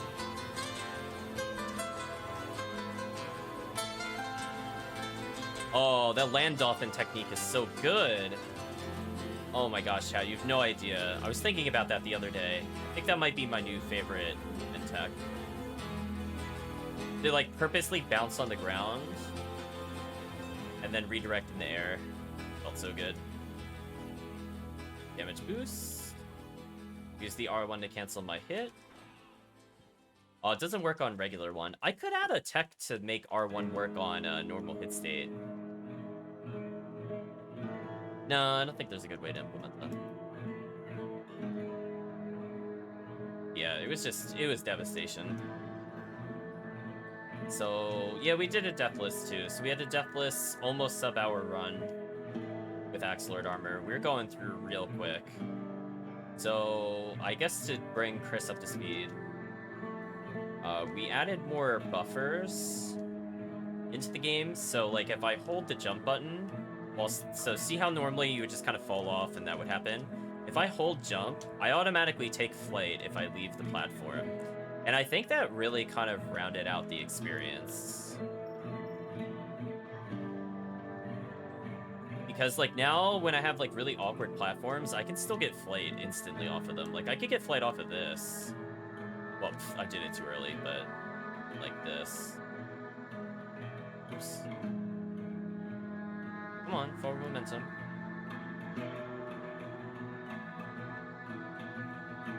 This one is actually kind of hard though, because you hit the ceiling. Yeah, there we go. It is possible.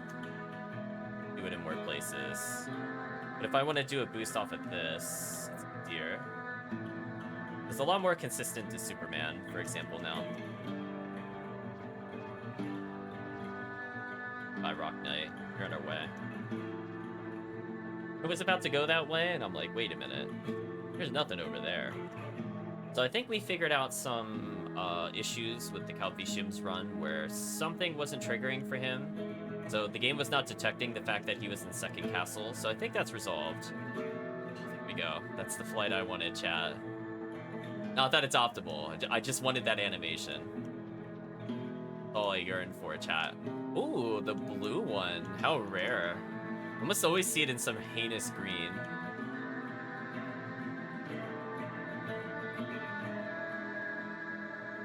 Oh, so here's an example. If I wasn't holding forward there, I would have gotten the jump.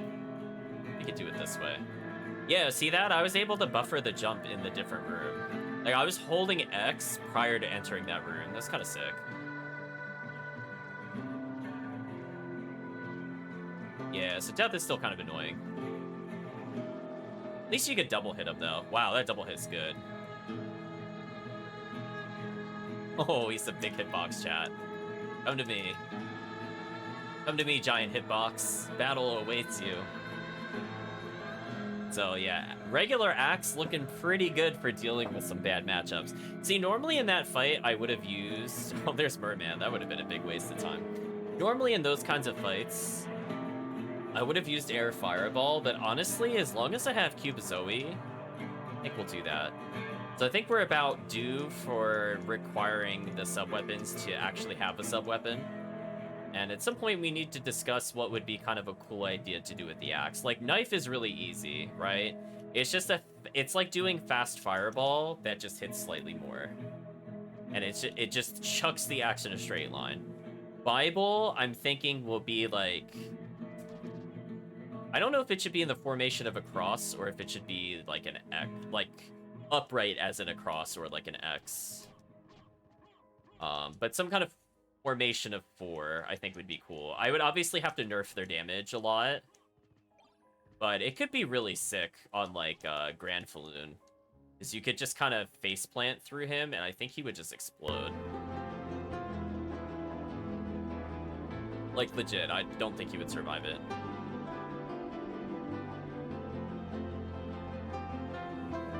Regular cross, I might be able to do as like a boomerang effect on the screen itself. Oh, yeah, we're getting like way more interesting colors this time around. That's very interesting. Huh.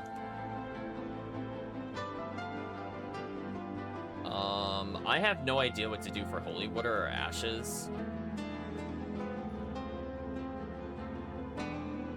I mean, I always used to think of Ashes as like the poor man's Holy Water. And I'd rather Ashes just be something interesting than just crappy Holy Water. There's like literally no reason to use it at all over Holy Water ever. I literally cannot think of a reason where you would want that. Other than maybe bees. And that's literally it. Every other situation it's worse.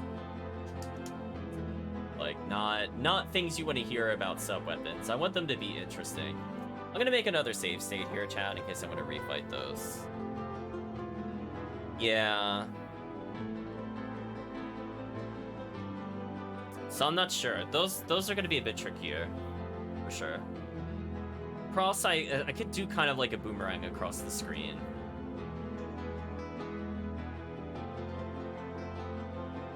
I think I can flip its facing, and that should resolve it. Don't think I have to do anything too crazy. I just have a timer to literally flip it if it exists. Anyway, let's see how we feel about the improved Galamoth. Does he still get deleted? Let's find out. Oh, that still hits him a lot. Oh my gosh, he gets melted by Kiki Feet. Oh, do you not have resistance to Petrify? Oh no. Galamoth, I buffed you. Oh no. I'm so sorry, Galamoth. Chad, I think we can all agree Galamoth is Free? Kicky feet too powerful. The feet are too strong. Well, I guess I have a go-to relic. It's kind of hard to say that anything would even compete with that. That was just so much damage. I know, the Kicky feet are too strong. Like, I swear I gave, like, I'm gonna double check. That was the build with his defense increase, right? Right? Galamoth stats. Did it just, like, not trigger it or something? I mean, it's possible it didn't.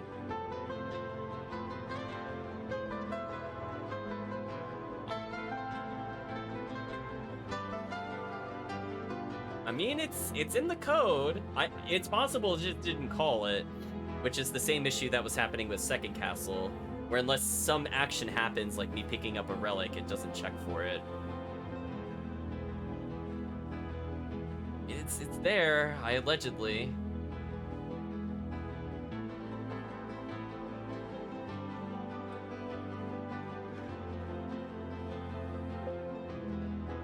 I'm just gonna denote that this is like Mayhem only.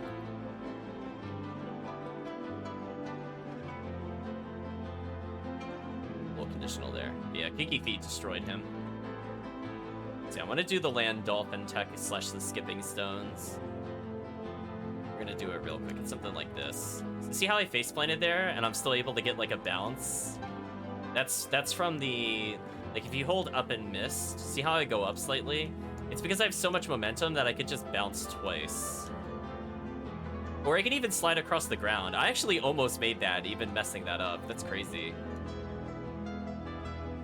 So yeah, as long as you don't slide too harshly, you can do something like this. Yeah, see that? I was able to clear the gap without having flight. All I needed there was Form of Mist. So I think there's going to be a lot of interesting ways to navigate through these different rooms. I'm very excited to see, like, for the people that are, like, I'm not going to say comfortable with SotN, because I feel like that's a misnomer. I feel like when people get comfortable specifically with Axe Armor, I'm very much interested in seeing, like, what they end up doing for movement. And I just made it much easier to get into Superman comparatively. Like, look at that. Look at that, chat. Look at that sick movement. Only I didn't run out of MP, chat.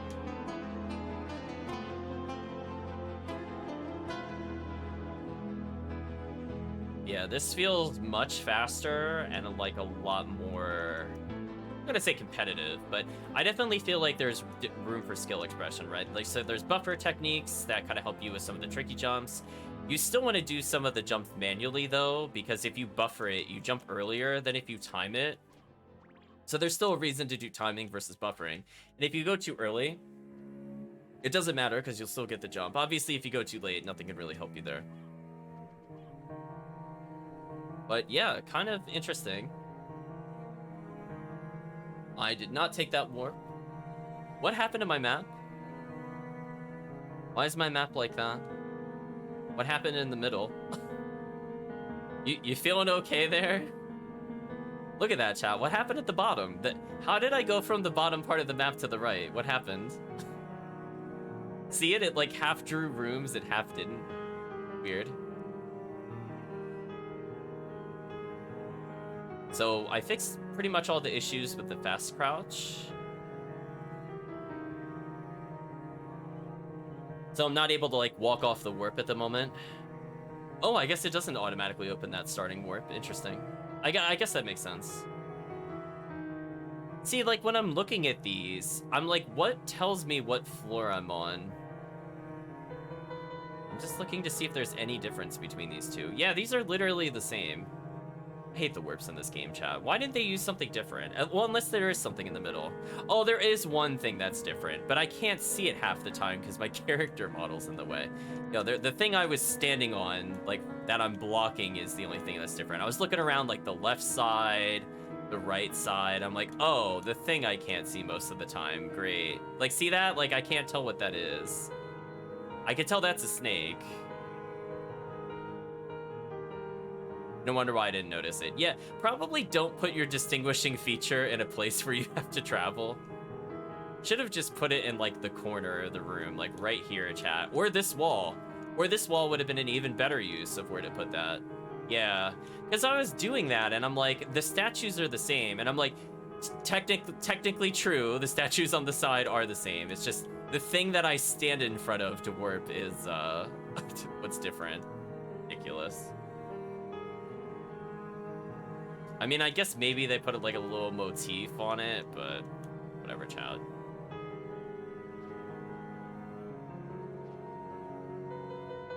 Oh, I still have the momentum there? That's cool. Whoa, I still have the momentum? Oh, hello. Heaven we go, chat.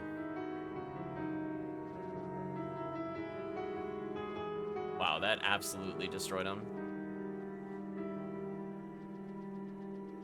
I could nerf sub-weapons slightly more. You know, Rakami's asking me if I'm gonna go through the game as an Axe Knight. Well, I have good news for you. The answer is we actually completed a run. I'm just messing around. But yeah, the intent is we're going to do Axe Armor only, so I'm not allowed... In fact, if I even try to, nothing will happen. Ignore my hard count, I broke it. So I can't even physically take off the Axe Armor. So we're in permanent Axe Armor mode. Now, the Axe Armor has a lot of new mechanics, and so we were testing to see how they felt. The idea being that we're just kind of cleaning up some known issues from the different testers. And we're getting a feel for if things are too easy, if things can be simplified. Pretty fun. But yeah, we beat the game. I think the time was like an hour 2 or an hour 3, start to finish. We're just having fun damage boosting. Infinite Axe Armor equals infinite money. That would be true if you could sell items in this game. You can only sell, tools. Having 99 Axe Armors does not solve the problem of having money, unfortunately. Hello, Nate. Hope you're doing well. I'm just backtracking through the castle to remember if there's any problem section I really came across. The answer is no.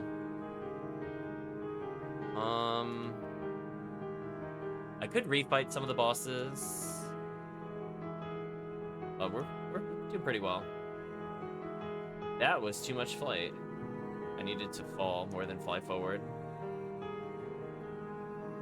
Interesting. What am I hitting there? Weird. What the? Oh, SotN. That was even my mod. Like, what was that, chat? Look at that. Did you see that? What was he doing on this? What the heck? SotN, what is this? Why does he move like that? What is this? SotN. Oh, SotN. Maybe it was the button? But, like, look where I was hitting it. I was hitting it from, like, up here. It's like I'm hitting the floor above me. It's very weird. Yeah, we're just going back and seeing if there's anything that really needs to be touched up. We might try some soft lock testing. So technically, I leave Axe Lord Armor briefly for warps, but otherwise it's Axe Lord Armor only. Craziness. Hopefully you're doing well, you Narakami. I'm gonna say that name is very familiar to me. I played some Persona Arena before.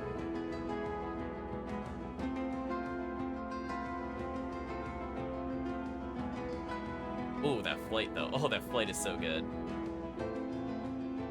Yeah, that's weird. I wonder what that is. It's even that in the normal castle. Love that air momentum. Oh, that feels so good. And eventually it dies down, but feels good. Can you imagine, like, just getting relics like this? It's like, oh, it's so good. Just sliding into the DMs, exactly. It's honestly, like, I don't know, like, maybe we'll nerf him. I mean, I saw people that are very new to him struggle, which I think is a good sign because it's a concept of, like, he has a certain skill floor to him. He plays very differently than some of the other characters. And I feel like it's important that the game is also designed in such a way that bosses can be approached in multiple methods. So it was very interesting watching people play it without having seen any of like the development footage where we're kind of messing around with this. Of like the best way to kill bosses, things like that. So I'm always curious what people do. I think the unfortunate thing is momentum is kind of so different from normal Castlevania things that it's hard to really tell them that there's like this advanced movement tech without showing them. Are those green squares? What did you mean? Did you mean on the boss that I murdered?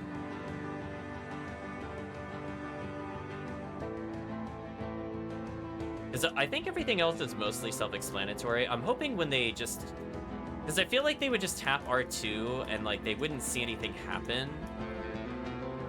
Just, I don't know. Like, I'll have to explore like what visual options I could give the player.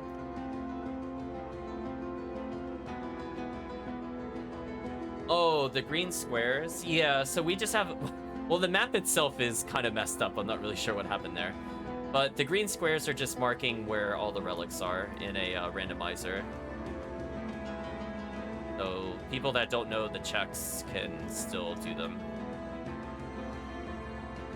Man, those iframes were insane. How did I not get hit by that? Start watching the coding at the same time as gameplay. Something like that. That was not a good jump. Let's try that again. Oh, there we go. There's the momentum. So there's kind of like this underlying system that I think is kind of fun. But we'll see if other people agree. Yeah, wow. You could get some crazy momentum throughout it. It's kind of nice. I do think GodsChild ended up giving a lot of really good feedback, and I think Calvishim has kind of been on it. He's been doing more of the technical movement exploration, and Gods has been more debugging and figuring out like what works, or like what if the player purposely tries to break it, what does the game do? So I think both styles of testing I think are very good for this. So I could get a more complete coverage. Since I'm not gonna say I'm set in my ways, but as like the person working on it, I know how it's intended to be played, so my mind is more focused on making sure the intended works versus like, are there goofy interactions? Like things that have to be fixed, like are this door, for example. But I'm feeling kind of tired, so I don't feel like fixing that door today. But eventually we have to do it. The Axe Knight take water damage without the water relic? That is a great question, Yu Narakami. The answer to that is yes. The Axe Knight has a lot of limitations. He can't use these elevators by default. He can't open doors. He can't use most warps. He can only use, I think, the elevators leading to and from Shaft, normal and reverse castle. His jump is so bad that it only goes up about as high as you see it here. It's literally his max jump height in vanilla. Actually, that might even be higher than vanilla because I boosted it. Yeah, that's too high. So if you look at the bricks in the background, he cannot jump to that second brick. He can only jump about as high as his waist, maybe even less. It's pretty bad. So we gave him flight, double jump, iframes, so I could do things like the kicky feet.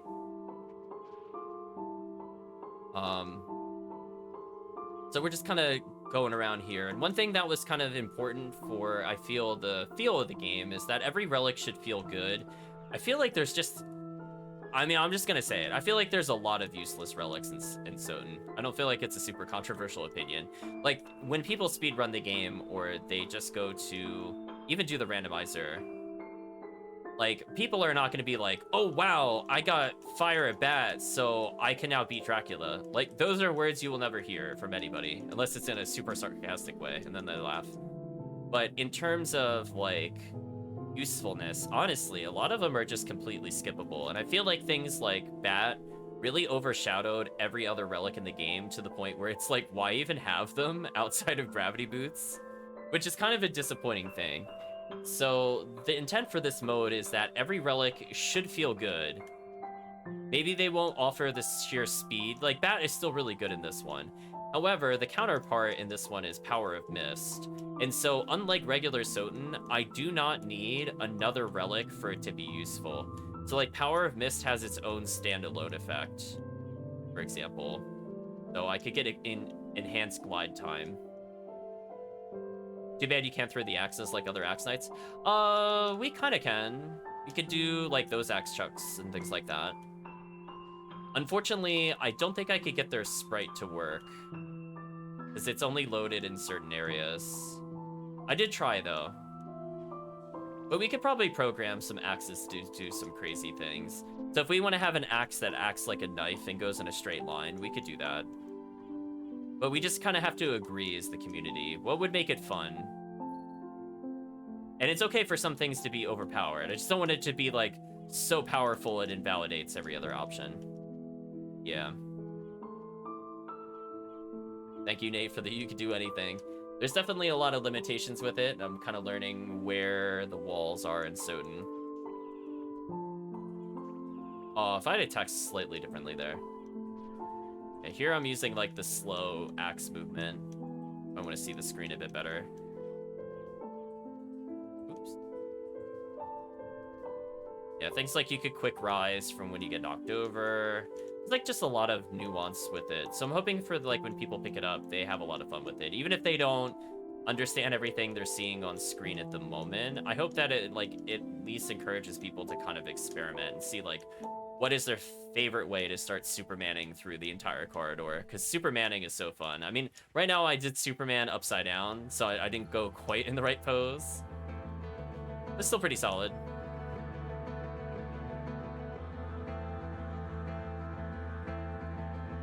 So, yeah, we had to account for things like Mist Gates and Jewel of Open and things of that nature. Merman statue has to work. So we just have to make sure, you know, that it feels mostly fun. You can sequence break rather hard with him at the moment. Like, there's a lot of checks you can do once you get a relic compared to normal Alucard. There's not too many things without relics you could do out of sequence that regular Alucard couldn't. It's just easier to do it. Yeah, it's kind of like I start with Leapstone, or some equivalency thereof. Oh, we already fought Minotaur. I mean, I could respawn him just to see if he's any kind of challenge. Let's see, chat. Pardon the random voice that's gonna play. It's probably the vengeful spirits of those who fought and died here looking for glory. Nice. I mean, I guess I could refight him. Although, hold on, I should get some MP before I do that. Go through. Oops. I carried momentum at the worst spot. Slightly too slow. So there's just a lot of weird things I had to contend for, and I think Gods helped point out some issues with the core system. So I had to redo things like the items today. Like, I literally just redid how the items are used, because I had to account for normal Alucard being able to use that. This could pass, but why? Why would you do that exactly? I just feel like Mist is kind of lame. Like, it's just like, I'm not really excited when people get Mist. Nobody's excited to play Mist for the most part. When people speedrun it, they complain a lot about it. Like, the kicky feat, aka the thing where I was doing the Superman just there. I feel like people would get excited about it. I don't feel like there's a single relic here where they're like, oh, gee, the game's dumb. Like, oh, there's no point to getting other relics. Because I think we balanced it out pretty well. So just like another high-level reminder. So every bat relic improves how many fireballs I shoot with the aerial of what would have been like Fire a Bat. Fire a Bat itself, instead of granting fireballs, since that's a default ability, it just boosts the damage of every spell, including our sub-weapons. We didn't actually get it in this run, but it wasn't needed. Wolf boosts all of our ground momentum.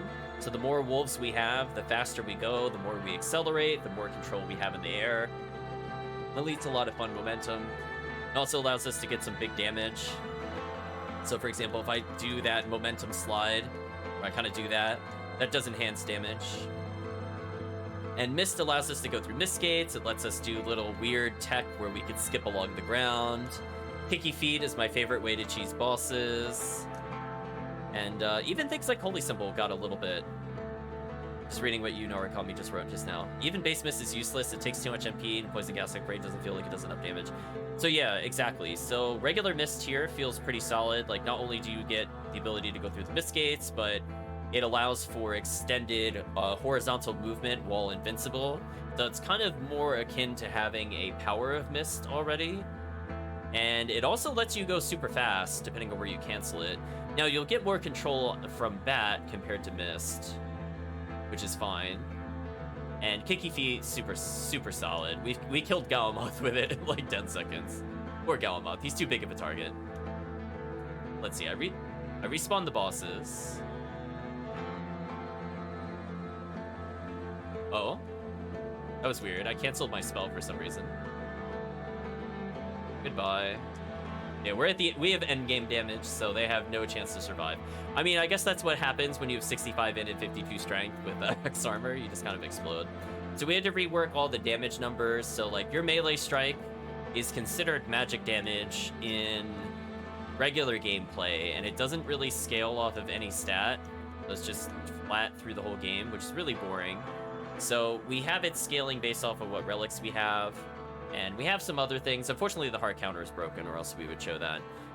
Where things like the Heart of Vlad and Cubazoe give you a very slow regenning heart count. So I think that's another thing that really comes up in regular SotN. Sub-weapons are just useless. Like, people will use the stopwatch specifically for Doppel. But, like, from a standpoint of I'm fighting Shaft, Dracula, Bees, Trio... You won't really see a player opt to not attack and instead sub-weapon. So I think the goal is that if you're given an option, I want it to be useful. And if you don't get certain relics, you have at least some good backups. And you can kind of play around what you find. I had to play this game using nothing but the sub-weapons. I was gonna say, can you even do enough damage with the base game? Because like Axe only does 10 plus in. And, like, I know Axe Armor right now is giving us extra in, but I would barely be doing 40 per Axe, and that would be 4 hearts per. So I would only be doing 2,000 damage, maybe, tops, with hearts only. I don't know if it's even possible without, like, super power leveling. You'd have to have some, like, crazy in boost just to even compensate. But kind of like what you're saying in general, I just want to give more love to different mechanics of the game. So, you know, we have our normal melee, which tends to get ignored in, like, Alucard Seeds. Like, you'll do your double jump, but then later on it's, like, Wing Smash all the time. Carry a lot of heart replenishing items. That makes a lot of sense. I was thinking you were probably going to dupe and maybe... Yeah, I was going to say dupe and heart refresh.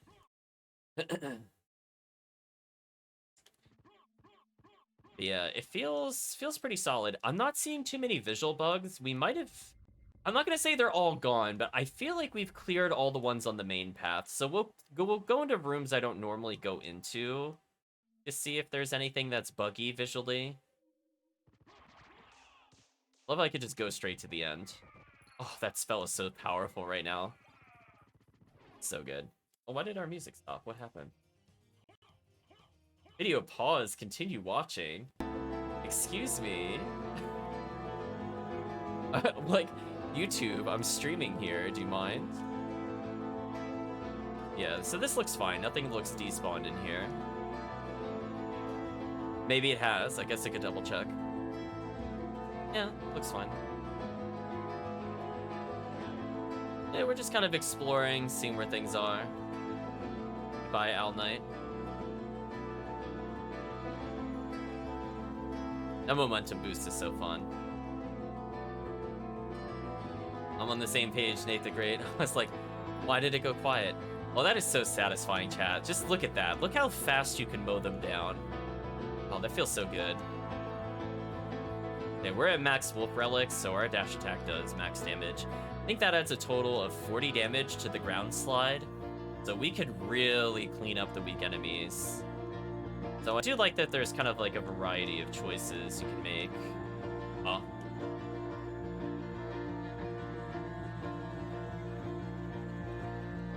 Use Alucard Shield mixed with Shield Rod to become an unstoppable tank, but that's too easy all day. Yeah, Alucard Shield just gives way too many iframes. I think I see where you're going with it, but yeah, even if you set them to like 1 health, you can just iframe through it. As long as you have MP, the challenge is... I don't think you can lose.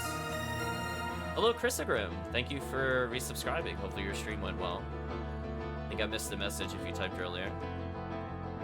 But we completed one of the fastest seeds I have ever done since starting SotN.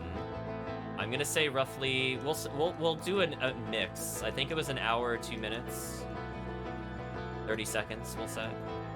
It was definitely sub 1 hour, 4 minutes. And that was with pauses and me testing stuff. A pretty fast seed. Oh, hey, the bosses are back. That's right. I did say I respawned the bosses. Also, I need to make sure not to use momentum in this room. I think this is one of the few times where I don't think it's beneficial to do so.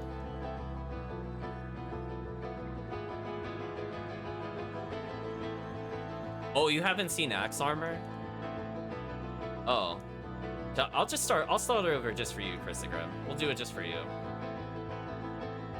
I'm not gonna complete a seed, but we could go through the seed again.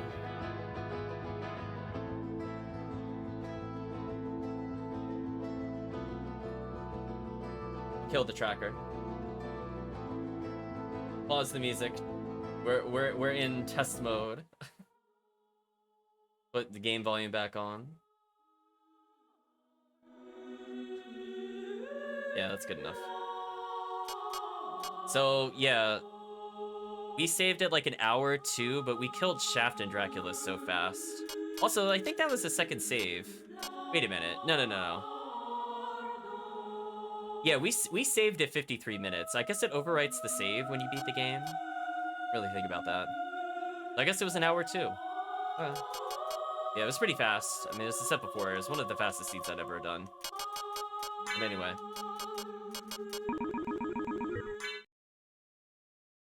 So here, when you messed around with hexes and float and stuff, everything was concepts at the time.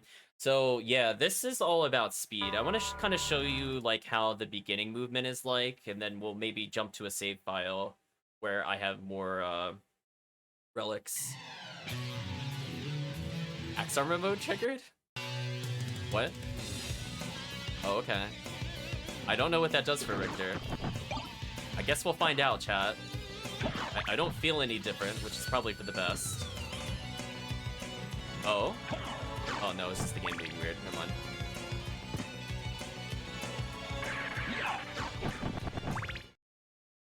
Not the cleanest of movement, but we'll take it.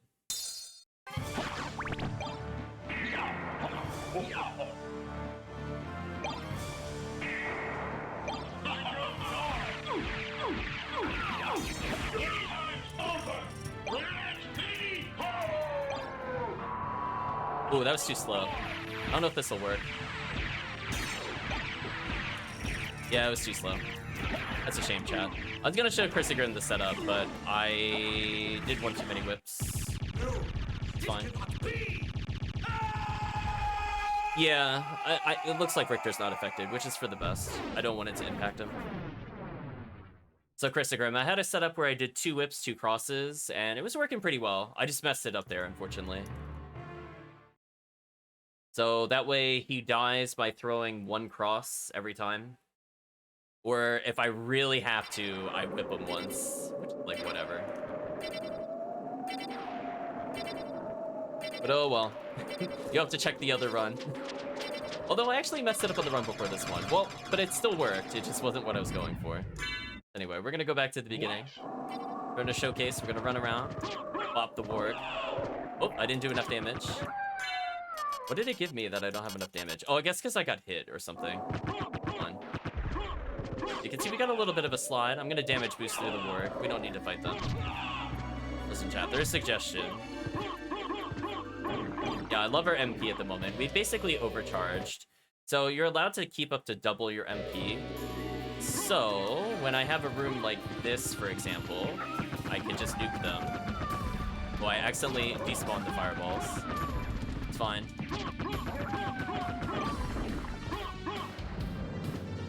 I slid into the death room. And while he's making us wait, I'm recharging MP, so joke's on him. The blue flashes without the armor was funny. Oh, just you wait, Christogram. We got something special just for you. Because I don't think you've seen one of the things. I need stairs, though. That's the best version of it. I have to find stairs. Oh, there's some stairs. Here we go, chat. The kicky feet. Kicky feet. Love it. Gets me every time, chat. Okay, let's go restore our MP. What? I know, exactly. How dare I become Alucard for saving? Blasphemy. Anyway, I guess I'll use Air Fireball here. Get that enemy out of the way. It's break dancing. Yeah, unfortunately, the beginning of the game had, like, no relics, and then we got every relic in library, and I was like, oh. I kind of wanted to show off more movement tech. So I'm going to show this off, since this is a wide room. It's going to kill you so you don't throw things at me. So you can see, like, Chrysogram, like, if I just attack, you'll see I'll slowly start to gain more speed. You might notice, like, my max speed now is much faster than what it was earlier. So one thing we can kind of do to keep momentum, for example, is I can actually glide just by tapping the R1 button. I'm able to stay in the air for a little bit, and that's enough to really give yourself some crazy horizontal momentum, even before you have relics. We also have ye olde kicky feet, so if I cancel it properly, there we go. I can just face plant and move pretty quickly. Oh yeah, I deleted the doors for sure. I mean, I guess I can turn on the tracker. Spoilers, I have no relics. Not really missing much. So yeah, there's kind of like, we have sort of limited movement options. That jump is kind of weird to do. There we go. Oh, the face plant is amazing. So you could kill people with the face plant slash kicky feet Chrysogram. As soon as you get gas cloud, become a lethal trip hazard. Ooh, that momentum was sick. Kind of like it. So you have mostly vertical movement. Your normal jump horizontal movement is terrible.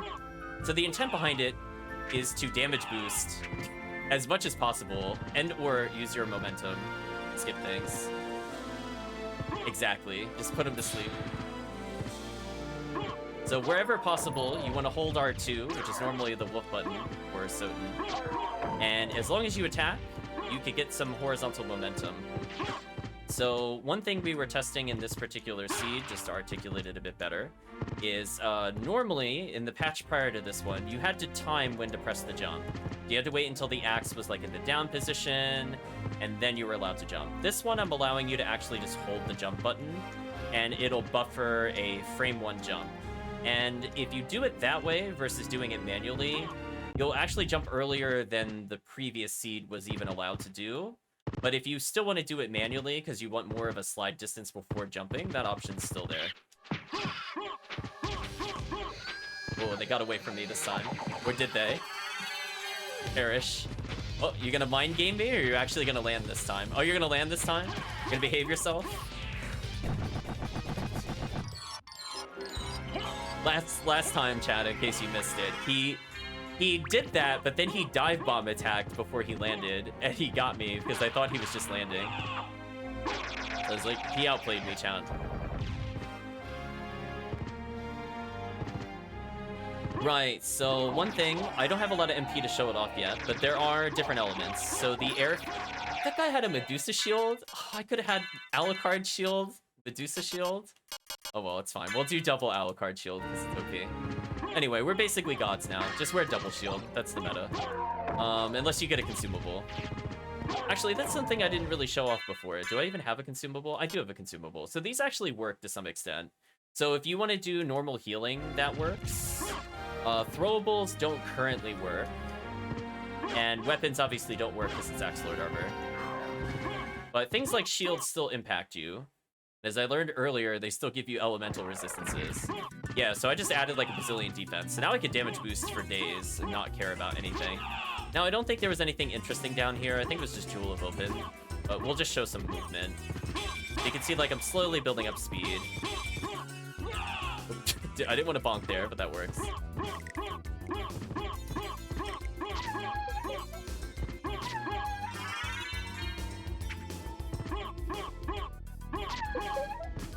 Show the hex editor on screen.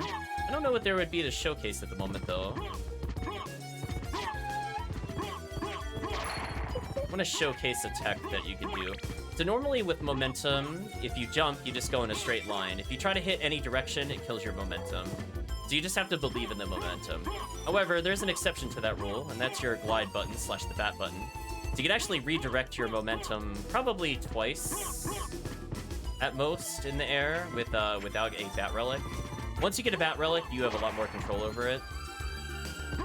But if you want to do something crazy, oh, as long as you don't bonk him. If you want to do something crazy like build speed here and then flip directions, you can do that. If you want to kill your jump height, you can also do that. So R1 will kind of stop you from ascending. And if you keep holding jump, you'll also consume the last of your jump. You think of the jump as more like a jetpack. Might make more sense for the analogy. So you could consume most of the fuel for it and then just wait until the glide wears off and use the rest. Those kinds of things. Aurochs is unfortunately close. Well, I guess we'll go do the Minotaur fight with no levels. It's fine. Unfortunately, we know nothing is here at Minotaur. I think there's a Vlad relic. I think it's Tooth. But all of our relics are in library. Random tier thing, nice. Unfortunately, because I messed up the momentum there. Yeah, Axe Armor has a weird hitbox with his weapon. I'm not gonna fix it. I feel like that's just kind of the vanilla jank. Let's leave vanilla jank in there for now. Just trying to showcase something. Try this again. Yeah, there we go. So it's possible to keep the momentum in reverse directions there. Even though it looks slightly longer than it would take to jump around, I conserve all the speed. So I can keep that movement going for longer. There we go. There's a good example of me using the glide to cross the gap. I don't think I'll get it twice, but I had a really good damage boost strategy here. Let's see if I can do it again. I did not get it again because I used the axe button by accident. Something like... It's like purposely getting hit by him while ascending with glide. It's fine. We'll do the other way. Yeah, we have different elemental fireballs. It starts with ice, but if I were to hold like down and triangle, for example, I could shoot a thunderball. We'll get real nice and close to Minotaur here. Ooh, slightly too close. Scary.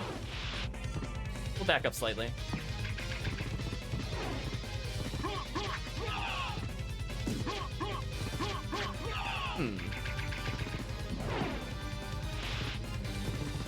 I'm actually in trouble here. I don't normally burn this much MP. Unfortunately, he has pretty bad range attacks. Oh, or he just walks with me and almost hits me. That's unfortunate.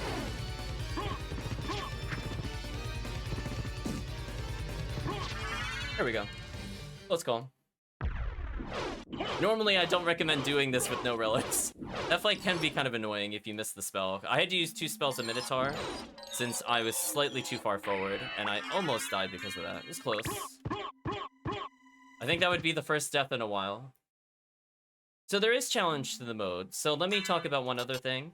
Axe Armor normally gives you 3 defense, or not 3 defense. It normally gives you 15 defense, which in Castle 1 is way too strong. So this has been nerfed to be 3 defense.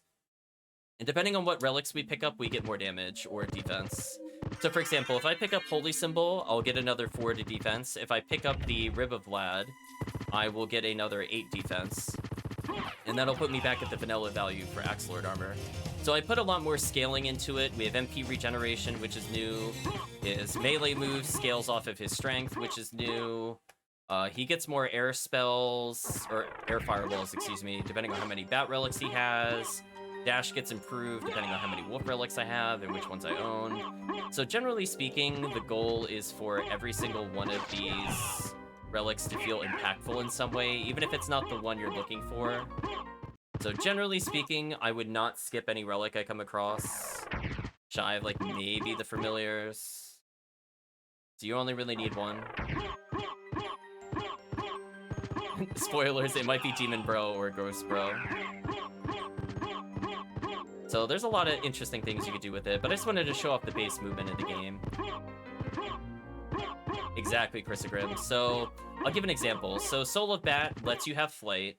If you have Mist, it also acts as like Power of Mist, so you can have Invincible Flight. It also gives 1 to Air Fireball, so it sounds like a pretty big buff. But then you have things like Echo Bat, which also add 1 to all Fireball and automatically lights up the Spike Room. You have Fire Bat, which gives double damage to spells compared to some of the other relics. Some of the Bat relics give damage. I think they give like scaling in or flat damage, depending on if it's a sub-weapon or not. But Fire Bat is like that times 2, so if you just want a lot of damage, you will probably not find yourself skipping Fire Bat. It is a big time saver, for sure, if you pick it up. Fortunately, we never found Fire Bat in our playthrough, but it is what it is. Hey Kirk, hope you're doing well. We're just messing around. I'm showcasing some things to Chrysogrim. Yeah, so you don't have to waste your time using like stupid sonar. Like, it's one of those things where it's like cool in theory, but it's just like a waste of MP, and then everybody just blind bats anyway. Doing alright, lost power for a bit. Yeah, were you getting the big storm? I had a big storm like about a half hour ago. I think it passed me though. So yeah, there's a lot of different strategy. Right now we don't have a full selection of sub-weapons, Chrysogrim, but we do have them. So we have the standard axe if nothing is equipped, or basically anything that is not stopwatch. We also do have stopwatch, which is pretty good, and that actually adds an axe. So there's a floating axe that stays the height of which you used it, and you could use that to cheese certain bosses. Speaking of cheese certain bosses. Why is our damage so bad? Oh, that would explain it.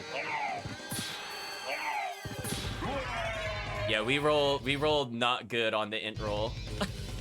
So it says I have 20 there, chat, but keep in mind I have 10 from Axe Lord armor. So I got literally nothing. That's why that other fight took forever. That actually makes sense now. I'm down like 4 int where I should be, which is a lot when you hit 20 times.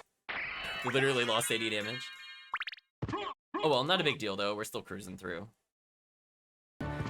There's things, Chrysogrim, like if you have Cube of Zoe, you actually get a small passive gain to hearts. So you don't have to hunt for a bazillion hearts anymore. Like, it's not like super fast. It's not like 1, 2, 3, 4, 5, but it's like 1, 2, and it'll like build up if you don't use it for a while. So it gives a lot more like a natural flow to it, and it also encourages you to use them. I will say the sub-weapons are a lot better in general. They have better scaling. Also, the sub-weapons scale Chrysogrim. Though if you pick up any Bat Relic, instead of doing what would normally be 10 plus in, I add the 10 naturally through Axe Armor, if you're wondering why I'm at 20 in. It's just, I do that for damage calculations. Plus, Stronger Familiar is also kind of nice, but... essentially what I'm looking to do there is... Oh, there's our mist. Yeah. Just make sure that you have more options, but if you want to do more expensive ones, they'll be available. We kind of have to talk as a group what the other sub-weapons should be. And once we have enough of them, I'll remove what'll happen if we have no axe. Or if we do put something there, it'll be like super weak, but still doable. Like, it might just be normal axe, but just worse in every single regard. Now, there are still some things that are a bit unfinished, like this door. But we try our best. So every little patch, we look to kind of clean it up a little bit. Yeah, you're able to use warps, go to Second Castle. You can use all elevators. You could go through mist gates. Damage-wise, I feel like with the changes to the axe, they're pretty good. I might nerf how quickly it does damage by a frame, maybe. Well, I'm gonna keep that on deck if I feel the game is too easy. But again, it's kind of hard for me to judge since I've been playing a lot of this on stream as well as off stream. So it's gonna kind of taint the opinion of it. But hopefully people have fun with it. So I want to showcase something. I think Kirk knows what I'm talking about, but I basically added Land Dolphin Kirk. You can Land Dolphin with him in this game. Let's showcase the Land Dolphin. I have Form of Mist. Normally that's kind of a boring relic, but I promise you, it's kind of fun in this one. Build some speed. Oops. Wait. Try this again. Yeah, I can Land Dolphin now. Yeah, see that? Yeah, there we go. There's the splash. Your favorite place. So yeah, Form of Mist gives you a slight vertical boost by default. And you can use that to kind of like skip stones, or depending on how your body's shaped, to kind of dolphin. So you can like use it more in a practical sense. You can do something like hold R2, this is the movement that's happening now. Hold a direction, hit attack, hold jump, and then like skip your way over the door. Although I have to actually let jump occur. Yeah, there we go. So you can kind of skip the stairs a little bit. It'll be better once we get other mist relics, but it is kind of funny as a form of movement. Yeah, the power of Land Dolphin is not to be denied. It's too powerful. I almost missed that jump, so I was like, let me correct that. Remember correctly, this is Bat, so GG. So let's showcase some of the more advanced movement. So we saw, you know, kind of a step in between. Form of Mist actually does impact some control. However, that is kind of still really good. I don't think it's the best relic still, but I do think it's still pretty good. So let's showcase. We have another Fireball in the air. Turbo Dash versus Land Dolphin. Are you Christogram, have you seen the Superman? I'm building up for the Superman. Let's build some momentum. There we go. Wee! Dun da da da! So anyway, we have flight. So we do whatever we want. We don't have to play by any rules, no demand. Also, if I had Gas Cloud, I could actually kill people with my feet there. So I could just flying stomp them.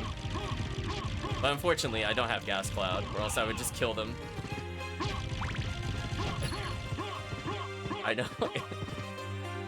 It's the Kiki feet plane. Exactly.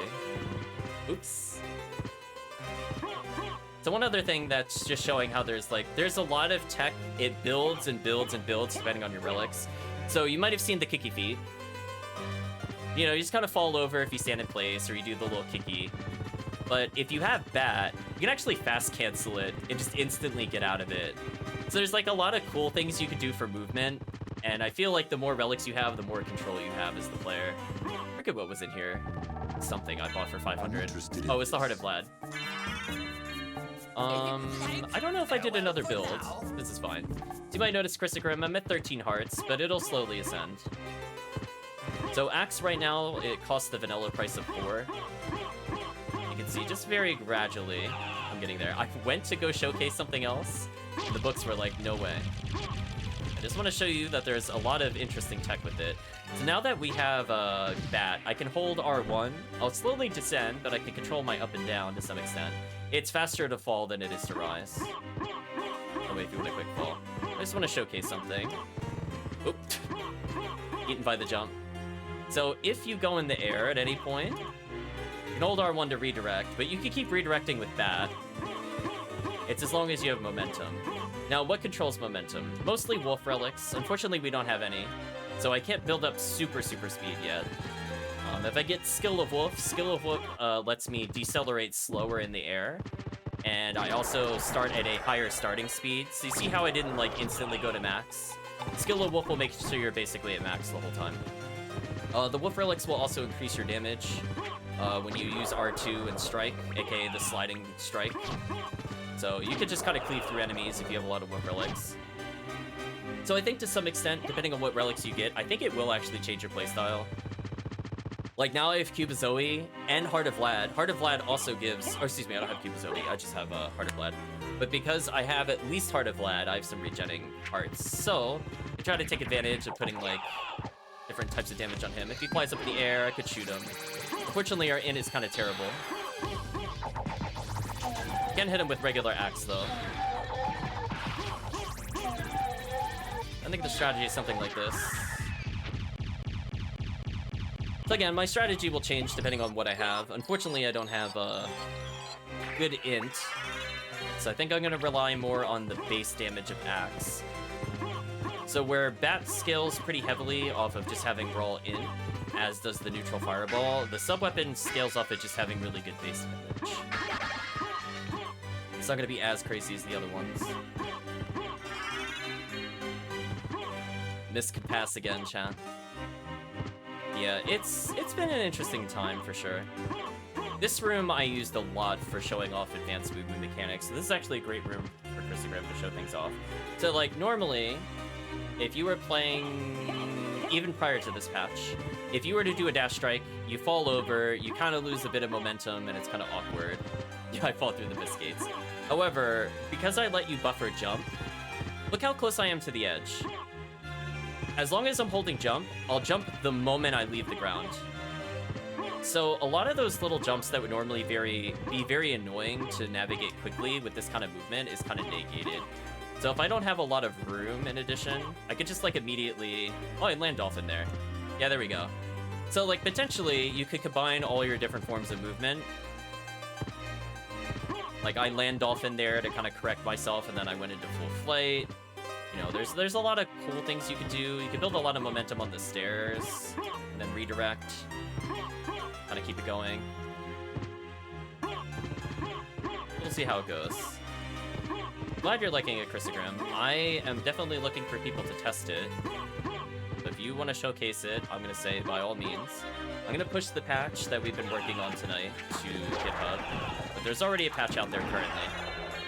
Oh, the slow fireball is the best fireball, chat. Love that one. I'm never changing it. It's so good. I've set up so many boss kills with that thing. Amazing. So I guess from the Chrysogrim side of things, you'd probably be interested in what kinds of damage can you do. So currently, if you were to play something like the Kind and Fair, your normal strike is cut. You start off with 3 different elements. You have fire, ice, and lightning. For example, if I hold down in triangle, I have the Thunderball. You have Holy right off the bat. And if you have hearts, you have access to hit. I made the sub-weapon hit, just to make it slightly different. If you have Gas Cloud, you'll get Petrify. And I think that's almost every damage type. I think I'm missing just, like, Curse. Yeah, no pressure at all, Christogrim. Do whatever you need to do. But just saying, if you are interested in playing, this is available. But yeah, it's a very different play style. I think what the learning curve, I think, for the new players is if they don't see how it's done to some extent, I feel like they'll, like, kind of complain. They'll be like, oh, I'm moving around, I'm getting, like, these really awkward jumps, and, you know, I don't feel all that fast. But it's like, once they know about the momentum system, it is so fun. Because every room becomes like a, not like a puzzle, but I guess in some extent it is a puzzle, where you're just trying to think about how to go fast, keep that momentum while you're going through awkward angles, like diagonal stairs. Like, would you, for example, float around with Bat to re-maneuver, to keep your speed? Like, what would you do? But I think there's a lot to be solved when it comes to, like, what's efficient movement. The way you tackle the bosses are all very different. I use basically every option currently. I don't think there's a thing where I'm like, man, that was useless. I think I use basically everything. I mean, there's some moves that are more niche than others, sure. But I feel like it's at a pretty good state at the moment. We've gotten rid of a lot of soft blocks, Christogrim. You get to avoid some of that, at least. Now I have Cubazoe, so it does what it does previously. However, because I have Heart and Cubazoe, my Heart counter is going to be increasing at a fairly decent rate. So more often than not, if I just go from room to room, I should always have enough axes now for the boss. There's also some other changes to other Vlad relics. I think we talked about the Heart. I don't think we talked about the Tooth or the Ring. So right now I don't look at your equipment stats for damage at all. It's just purely based off of the relics you have. Those relics are the only ones that give kind of universal damage, like 10 to Strength is actually applied to the damage formula correctly, and 10 to Int is applied appropriately. However, there's also, what is it, the Rib of Vlad, which normally gives 10 Constitution. Now, Axe Armor by himself, without me needing to code anything, is immune to all status ailments. Also, Christogrim, Axe Armor is immune to Big Toss / Big Slam, by the way. It's not programmed in its nature. Maybe we'll add it in as a joke at some point. We'll just call it like the Slam edition. But right now it doesn't do it. You could kind of slam yourself already by going really high speeds. So you could definitely get a lot of momentum. Oh, there was another thing I didn't really talk about. So Christogram, you have full control over how you damage boost, as long as you use R2. If I'm holding forward and I get hit, I'm gonna fall forward. If I hold right, like right now I'm holding right, I get damage boost through them. So you have a lot more control, even when you get struck by things. There's gonna be some interesting tech for sure. Like if people get a lot of defense, they'll just kind of do this through the Sword Lords, I imagine, to some extent. Rather than deal with them, they'll be like, whatever.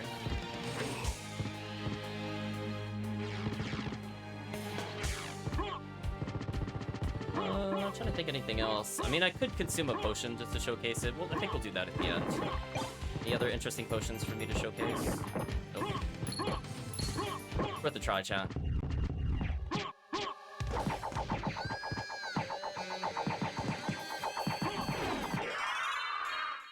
was gonna jump again and shoot the fireball, but interrupted by the level up. That's fine.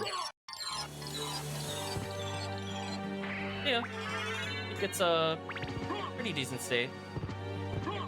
But if people are looking to try it, by all means, I'll be uploading it to the GitHub at the end.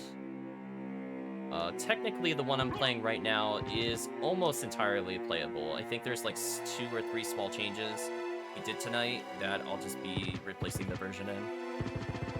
Yeah, I was remarking earlier, I was like, man, I started with like Alucard shields and fire shields. It's spoiled. Let's get all the resistances. So unfair.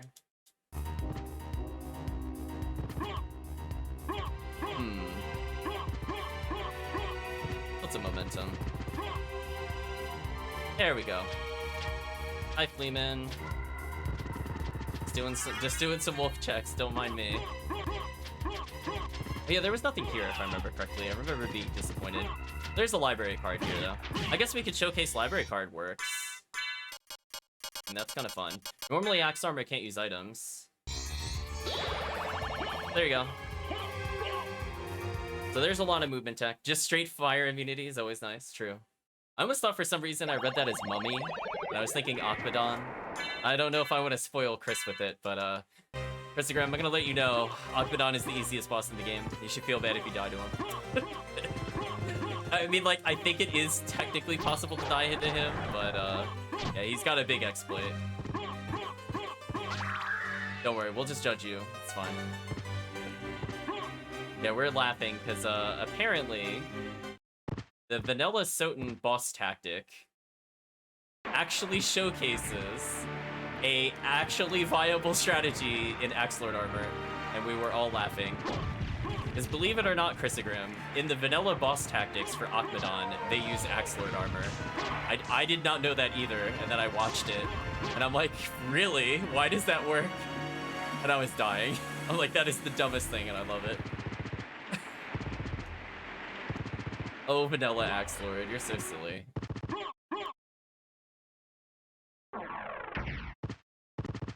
Yeah, we'll just kind of maneuver around the castle a little bit. So one thing I had to do, you might notice him saying what, and then the MP disappearing. I want to make sure you can't use Alucard spells. Oh, you've actually seen it? Oh, okay. Then you can make him the easiest boss in the game too. So I guess spoilers for people that haven't seen it, but the mummy's not able to do the grab attack on you, but it doesn't stop him from spamming it over and over. So he just dies. There's nothing he can do. It's kind of sad, really. He tries though. He really tries. I guess we could fight Aurochs, and then I'm basically done showcasing. Now, unfortunately, I don't have gravity boots to show off, but gravity boots work about how you think they would. Instead of down, up, and jump, it's up and R2. It's more like a Game Boy input than it is a PlayStation input. Oh, I want to build up the Superman here. I messed that up last time. Oh, I messed it up again. It's really hard, but it is possible to get in the hole. It's too hard. I guess they'll kick you feet. It's fine. There we go. Oh, I hit the stairs. So close. Flight denied. Flight canceled. There we go. Just fit through the gap. Don't mind me. Strange that they put that in the tactic, though. Yeah, I think they're like, well, we gotta beat every boss somehow, right? I don't know what they were thinking. Oh, if you stand still for enough time, I'm gonna say it's about 3 seconds, your MP rate will double. So if you're stuck in a cutscene, for example, with like Shaft or Dracula or like the Ferryman, you can actually get a little bit of extra MP. I think just makes the gameplay a little bit faster. Or if you mess up and you don't have enough for flight, you're not waiting there for like 5 years, as that is very boring to watch.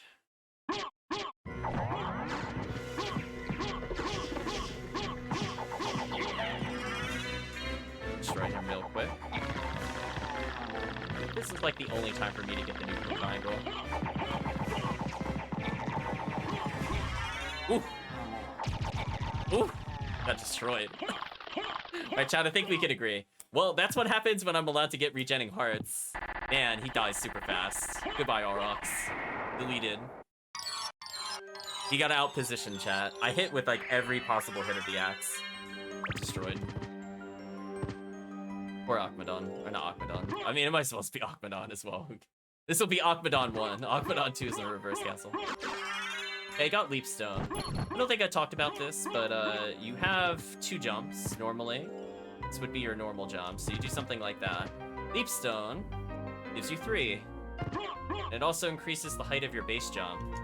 It's also slightly easier to get launch jumps. But indeed. So it's a little easier to go off of platforms and do this, because you have more vertical boost. Probably should have let go of R1 there. That's fine. Oh, the R1 redirect while falling. Nice. You love to see it. Superman out of the save room. It's fine. Gotta get used to where the height of things are. Gotta learn the game again. Strength potion? Sure, why not? We're gonna land. I'm gonna cancel it. Worth it. Oh, there's gravity boots. I was gonna say, I remember the other movement option was here, so we'll showcase that. So, the kicky feet. Oh, we picked a Power of Wolf. Oh, I forgot to talk about that. So, Power of Wolf greatly increases your max speed. It's like 33% faster or something crazy. And you have more starting acceleration. So, your total speed can get really, really crazy. Like, you might notice I'm really zooming with just Power of Wolf. Power of Wolf kind of sick. But what I wanted to show off is that you can actually... Oops, that's not right. You can actually, while building up momentum, cancel that into a gravity boot. Gravity boot works basically how you think it would. Just up an X, then you can just chain X's repeatedly. It costs MP, make it a bit fair. However, the nice thing about the gravity boot is that it's the fastest vertical movement in the game. And it gives you iframes. It gives you iframes up until the peak of the jump, if you attack, or if you let go of jump at any time. So you can kind of use it to get through some tricky attacks. And you can see, I can build up some really crazy vertical momentum if I need to, and almost make that in one try. So though, I'm really curious when people get used to the game, what they'll end up doing, or like, their preferred movement methods through some of these rooms, what they like to do if they don't have certain relics. Just to see how they approach it. I think it would be kind of interesting. Maybe I'll host a mini tournament where everybody will just try to win as Axe Lord armor. I want to hear anything about starting items. Like, nobody cares. Just win with Axe Lord armor. Yeah, that damage boost is so sick, though. Like, look how far I was going because I built up speed. We'll showcase that again. You can see I'm getting a ton of momentum here. Now look at that damage boost. I almost cleared the room.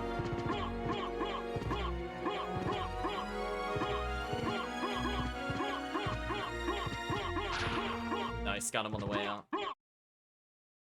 It'd be pretty fun. So I'm curious what people end up doing with it, what people like about it, what they'd want changed.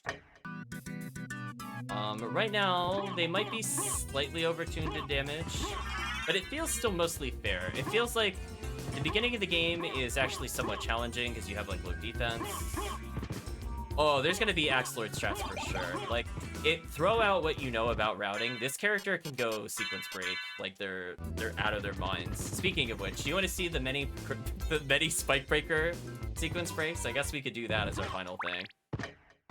Because I don't know about you, I really don't want to learn Blind Bad, nor do I really care about it. But all the Axe Lord skips, I'm like, oh, let me know. Oh, did I finally pick up the yeah, I did. Nice, nice.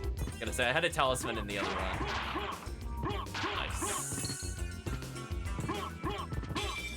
Now, one thing I'm not getting a chance to showcase is the stopwatch. So maybe I'll cheat it into the game real quick.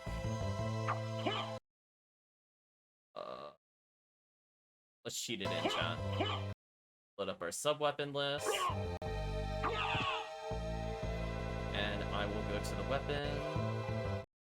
Which one is stopwatch? Is it 6? Yeah. Find out together, chat. Ooh, that was such a good guess. Such a good guess, chat. That's how you know I've been testing recently. Anyway, I just want to showcase something to Chrisigrim. You can see that nice little spear guy. He's having a good time. What if I tell him to die? So anyway, we just have an axe hovering in place. It doesn't transition between screens, since there's some kind of limitation within SotN, but I find it very amusing. It also means you can do damage when doing kicky feet, because that persists without me needing to do anything. So it should be very, very interesting. I'm sure people will find setups. By the way, Christogram, that cheeses Richter orb super hard. Just jump up to where it spawns, it stands no chance. It's a GG, it's over. Okay, so we can set up some damage here. I think something like this.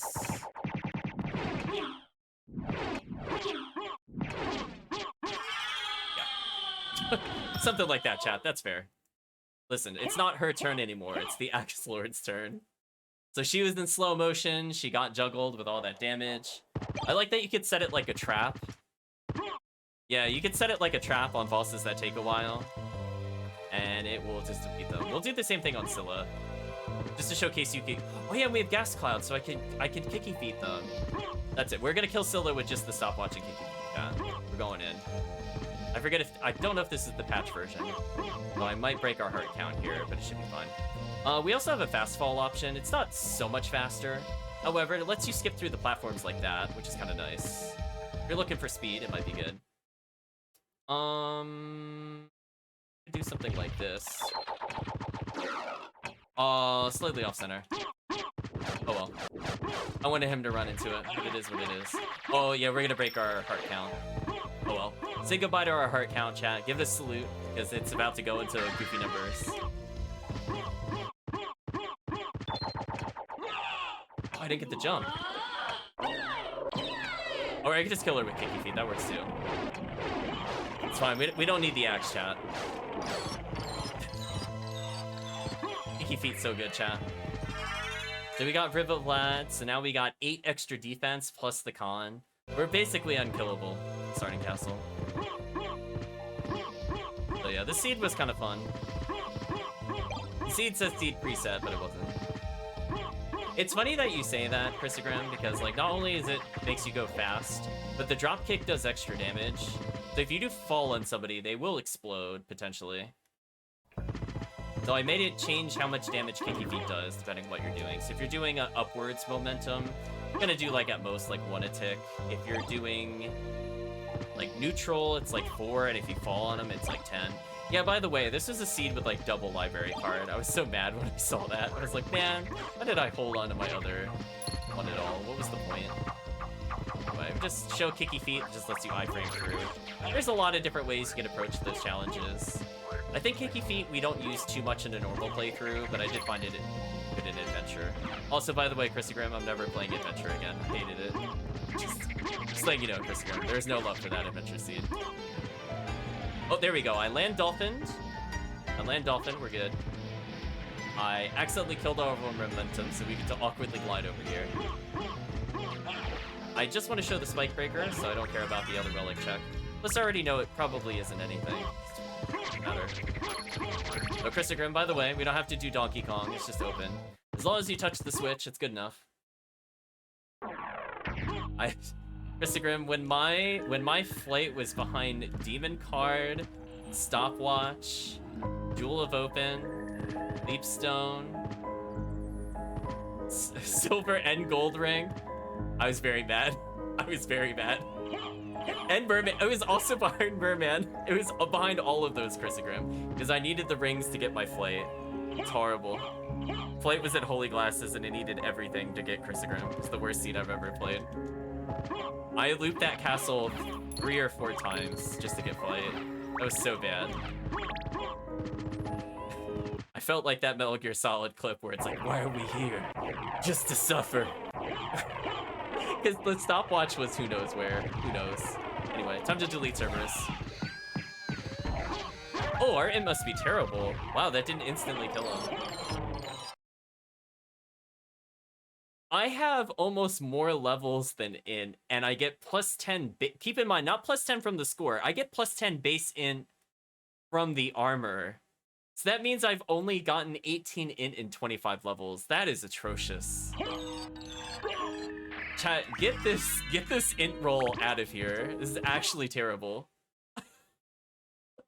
It's like, how is it only 18 at 25? Don't you start with at least 8? Like, it went up 10 in 25 levels, like that's it? Oh my gosh. Oh, hey, Christogrim. Remember how flames are a problem? You know what? They're just a damage booster's best friend now. I'm like, go ahead, hit me with flames. Who cares? It's funny. There we go. Oh, I don't have to get juggled by them if I don't want to. Also, I love that this room is literally all pickups, and then this room is all pickups too. I wanted to show that in case you missed the run earlier. I was like, what? Like, where's my item? I need something for the store later. So anyway, we'll showcase some advanced tech to get through Blind Bat. I really don't think I'll need to save. I think we'll be fine. Something tells me I'll be okay, chat. Something tells me. So there's like the intended way. So we'll start with the intended way. Oh, I never picked up Echo. Oh, Echo was at the cavern. That is such a shame. I should have picked that up to showcase. Oh well. We'll do it the intended way. So I will fly, then I will go into Superman pose, and I will feel my way in the dark. I think I'm doing okay. Should be almost home free. That was slow. We could do better. If we have gravity boots, we can kind of jump along the ceiling to some extent. We can also damage boost through it. But we could do a combination of face planning and gravity boots. That actually gives you enough iframes to get through. So like, I got hit by the ceiling because I wasn't being very careful with it. But you could do a flawless like run through here with like nothing. Really want to. It's best to just face plan along the floor rather than walk. You just do that. So you can see, like, with minimal practice, I mean, you might get hit once. So just showcasing there are, like, I did think about it. I wanted there to be a lot of different ways to get through tons of areas. So depending on what items you have, if you don't have flight, doesn't mean you can't do it. So weirdly, gravity boots is now a way to sequence break it, but it's fine. We've already acknowledged that Axe Armor doesn't play by the rules. Speaking of which, we'll showcase one thing I wanted to show off earlier. Where's it at? High potions. So normally my sub-weapon button is circle. But if I have an item, I'm gonna use the item first. I'm gonna mash circle. And I have a brief time period where I can use one sub-weapon before another item is consumed. So just wanted to show that. Also, Christogrim might have been wondering, so like, you got in here in one piece, but I will say, how do you get out of here? Well, Christogrim, I have good news for you. You do not need to care if you have Spike Breaker. You may or may not just ignore all the spikes. So have fun with that. Just hide behind them. Axe Armor with the third hand, basically. So if you do have Duplicator... Oh, I didn't showcase it because I used it. Actually, I did kind of showcase it because I used it twice. So the High Potion, originally, I think once you used it, it emptied your hand. Now, if you have more than one in the inventory, it keeps it in your hand. So I tried to do some of those things to make it a bit better. Also, I'm not actually sure if the Talisman works or not. I haven't actually seen it trigger since I've been Axe Lord Armored. Picked up a Frankfurter as I went through the room. Nice. Yeah, you can do all sorts of interesting strategies for sure. Look at that kicky feet damage. Perish. Foolish mortal. Well, maybe drop kick you. Oh, there we go. I did more damage briefly. He's got some health, chat. He must have resistance to it. Love that slide we could do. Look at the damage boost. And you see how I used the ledge to cancel too? Oh, that was so close. Yeah, you could do some really crazy cancels in this game. So if you slide off a ledge while you're in the hit stun, you get to move again. You can hit R1 if you actively went into that state to get out of it faster. That's kind of neat. I guess we'll showcase Grand Falloon since I'm here, but I'm not interested in doing too much else. So yeah, we're just gonna fix that heart issue. It was a very simple fix. It was very dumb. Oops. That's what happens if you build up too much momentum and get hit. It's not just all free wins. He must not have any defense because that did the normal values. So that was actually a great showcase. But speaking of great showcase, I'm ready for Grand Falloon to explode.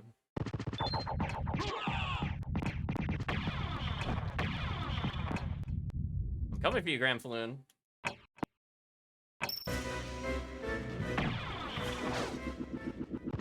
Icky feet too strong, chat. Listen, I don't have to play by any of his rules. Oh, wait. I just realized what was happening there. Oh, maybe I should keep that. Okay, chat, I just realized what the bug was. I was saying earlier, I wasn't understanding why the clock had, or the axe didn't fall at a consistent time. And I might actually just leave it in there. So I programmed it so that it only does the timer if you're in a certain state. And I realized if you put yourself in kicky feet, the axe is permanent as long as you're in face plant. That's actually kind of sick. So you could just freeze it in place. I might leave that in, chat, and be real with you. It's definitely a bug, but now it's a feature. It's been upgraded. Look at the damage boost. Oh my gosh, it's so fun. Oh, so let's showcase some crazy movement here. Let's do it from like here. Just to show you how crazy the movement can get in this game. Look at the Superman, chat. Look at this. This is how we could have done the room.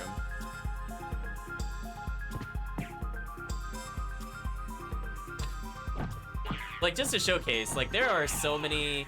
I really want to see what people end up doing. Once they get more comfortable with momentum, I want to see what they do. We kind of have, like, the pseudo wing smash along the ceiling. Kind of nice.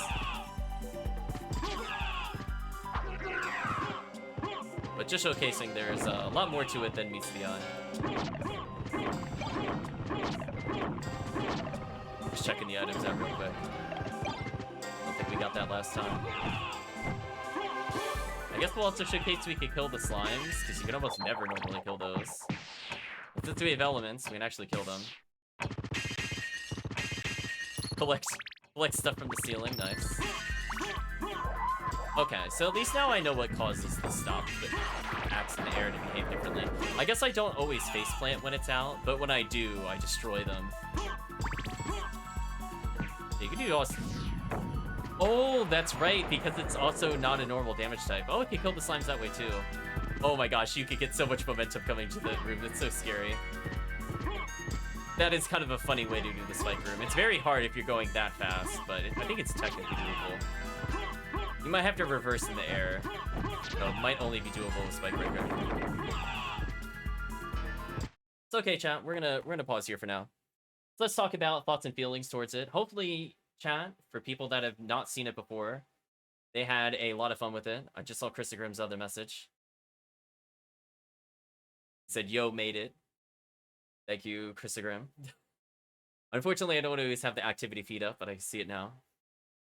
But, yeah, it's been, I would say, a very interesting journey. Yeah, my int is terrible. That might be legit the worst int. The worst part is I'm now level 25 and I have 28 int. It's just like, I've almost caught up to the base int with +10. So bad. Yeah, int is really good in this one. I would almost say int is better than strength. Con is still not super useful. Luck is okay. Oh, I think I forgot to talk about one of the Vlad relics. I think I talked about everything but the one that adds luck.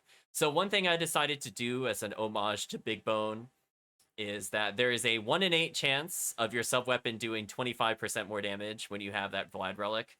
So there's a lot of different ways you could get scaling in this game. So generally, the more you collect, the better you get. Oh, does Talisman work? I have no idea. I'm going to be honest with you. I would have to test it more. I mean, I could program in Talisman just for you, Chrisigrim, if it doesn't work. We'll put the... it's officially going in the notes. If Talisman does not work, program it, period. It's now official. So yeah, we're just taking that 1 in 8 into there. And also let sub-weapons crit, which is kind of interesting. So again, just different forms of scaling based off of relics. The Vlad relics with Bat... the Bat relics as well as Vlad are just flat damage for sub-weapons. Or the Fireballs, it's almost just purely adding another air Fireball. There's only Fire Bat that adds base damage. And for the big Fireball, everything scales it, and it's super good. Yeah, there's other priorities. Yeah, we got some things to fix, like the doors to Outer Wall. And that's honestly it in terms of the big ones. We could do everything else already. Like, sure, we can clean up some of the animations, but like from a standpoint of is it fun to play? I like this a lot more than the normal mode. Obviously, I'm going to be biased because I'm the developer, but I just feel like I get this movement tech, and I feel like the execution barrier is not so high that I just feel frustrated at like dropping a wing smash and dying kind of thing. I feel like if I mess it up slightly, I have a little bit more wiggle room, and I have like buttons to recover from it. I do feel like it rewards me in a very different way than Alucard does, so I'm thinking more about like the floor layouts and thinking about what enemies are there to actually damage boost off of. So I think like my approach to each room is very different, and the more I play it, the more I'll think about whether I want to damage boost it versus like go through with Superman or just build up with regular dash because I know there's another jump coming. And I think being able to do the buffer jump that was added literally I think yesterday, it has made it a lot easier because I think that was a skill floor that might have been slightly too high. But I'm hoping that by experimenting, people will find it. Unfortunately, I think without somebody being told how momentum works, which is just hold R2, it's very different than how you would play regular SotN. So I would be worried without like a little mini guide. It doesn't have to be like a tutorial video. Maybe ideally, if I could figure out a good way to make it presentable, I'd make a video. But ideally, I'd have somebody that is both charismatic and knowledgeable about momentum, and I could just feed them notes. I'm like, just do it on stream. It's fine. Just edit your video. Just go through with it. Because I think it could be a lot of fun. Right now, there's no things like death skip, so that's both a good and a bad thing. Because I know some people do like doing the death skip, and then there's others where it's like, oh, it's lycanthrope, whatever, with death skip. Where I'm like, I watch that and I'm like, yeah, that is not a casual death skip. I don't think most players would pick up on that. And that's where I'm kind of worried about it for momentum, where it's not something most players would pick up on, even though it's not hard to do once you know it's there. So I feel like there's a little bit of gap when it comes to like how I've made it. And I have to think about how to kind of fix that or rectify it, I think, in the future. But for now, I guess the best I could do is just kind of showcase some of it, talk about some of the tech. Maybe people will find more than what I went through. We found like little happy accidents like kicky feet, and we made those into complete features of the game. There's always been an intent to have the double jump and gravity boots. We wanted to keep very similar because we needed more iframes. But since then, it's evolved a lot. And based off of whoever's running it, we've been making patches to either tweak the momentum or to add more challenge to the game or things of that nature. So definitely, if you're interested in running it, just let me know. Just send me a message. I'll watch and support and give some stuff for it. But fortunately, for the most part, it should be fairly intuitive. Like the way I like to see it is like R2 is your momentum button, R1 is flight. You could combine flight with any of the other buttons, and L1 is just your classic miss / kicky feet. So once you realize that it's more of a hold button system rather than like a tap and then release kind of thing or crazy inputs, it's fairly straightforward. So it becomes a complication of like you hit forward and square while holding R2. That builds up momentum, and you can hold jump, and then you start taking flight. And then if you decide you want to fly versus jump, you hold the flight button, and then you could cancel it and things like that. So we'll see. It just evolves as you go along. Hopefully people find it fun. Your controls are customized. Yeah, that would be interesting. I mean, I think it reads off of the BizHawk, question mark, maybe. So I have no idea. I'm using a very vanilla play loadout / playstyle. So you might be sad, we'll see. That I can't promise. I think it would maybe take your... I don't know if it takes the game's PlayStation buttons. I don't know. It's not something I've ever tried. I just know it is the PlayStation button inputs, but... I mean, it could be the BizHawk PlayStation inputs. I'm not really sure. I guess we'll find out one day when Christopher tries it. He goes to, like, attack, and suddenly he just shoots a fireball for no reason. He goes to use bat, and he just face plants with kicky feet. It's gonna be terrible. But other than that, chat, I think we are looking pretty solid. We have a couple of soft lock preventions where if you clip out of bounds, it can you can get infinite flight temporarily to clip back into bounds. So we added, I think, to Coliseum and Library those options. I think the other ones, it's not possible to clip out of bounds and not be in a point where you could naturally recover. Like, you'll just fall through the wall and then end up in the floor below, where you just walk out and just walk back. Because it's, like, usually in, like, a jutted out area. Left hand's on R2, triangle and L1.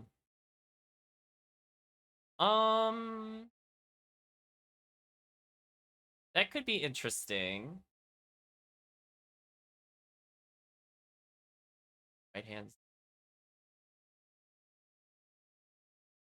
Did you flip like L2 and R2? I'm just like, I'm reading that because I'm like, wait, like what did you replace R2 with? I'm like holding the controller. I'm like, R2 would be where L2 is, maybe. Triangles on L1.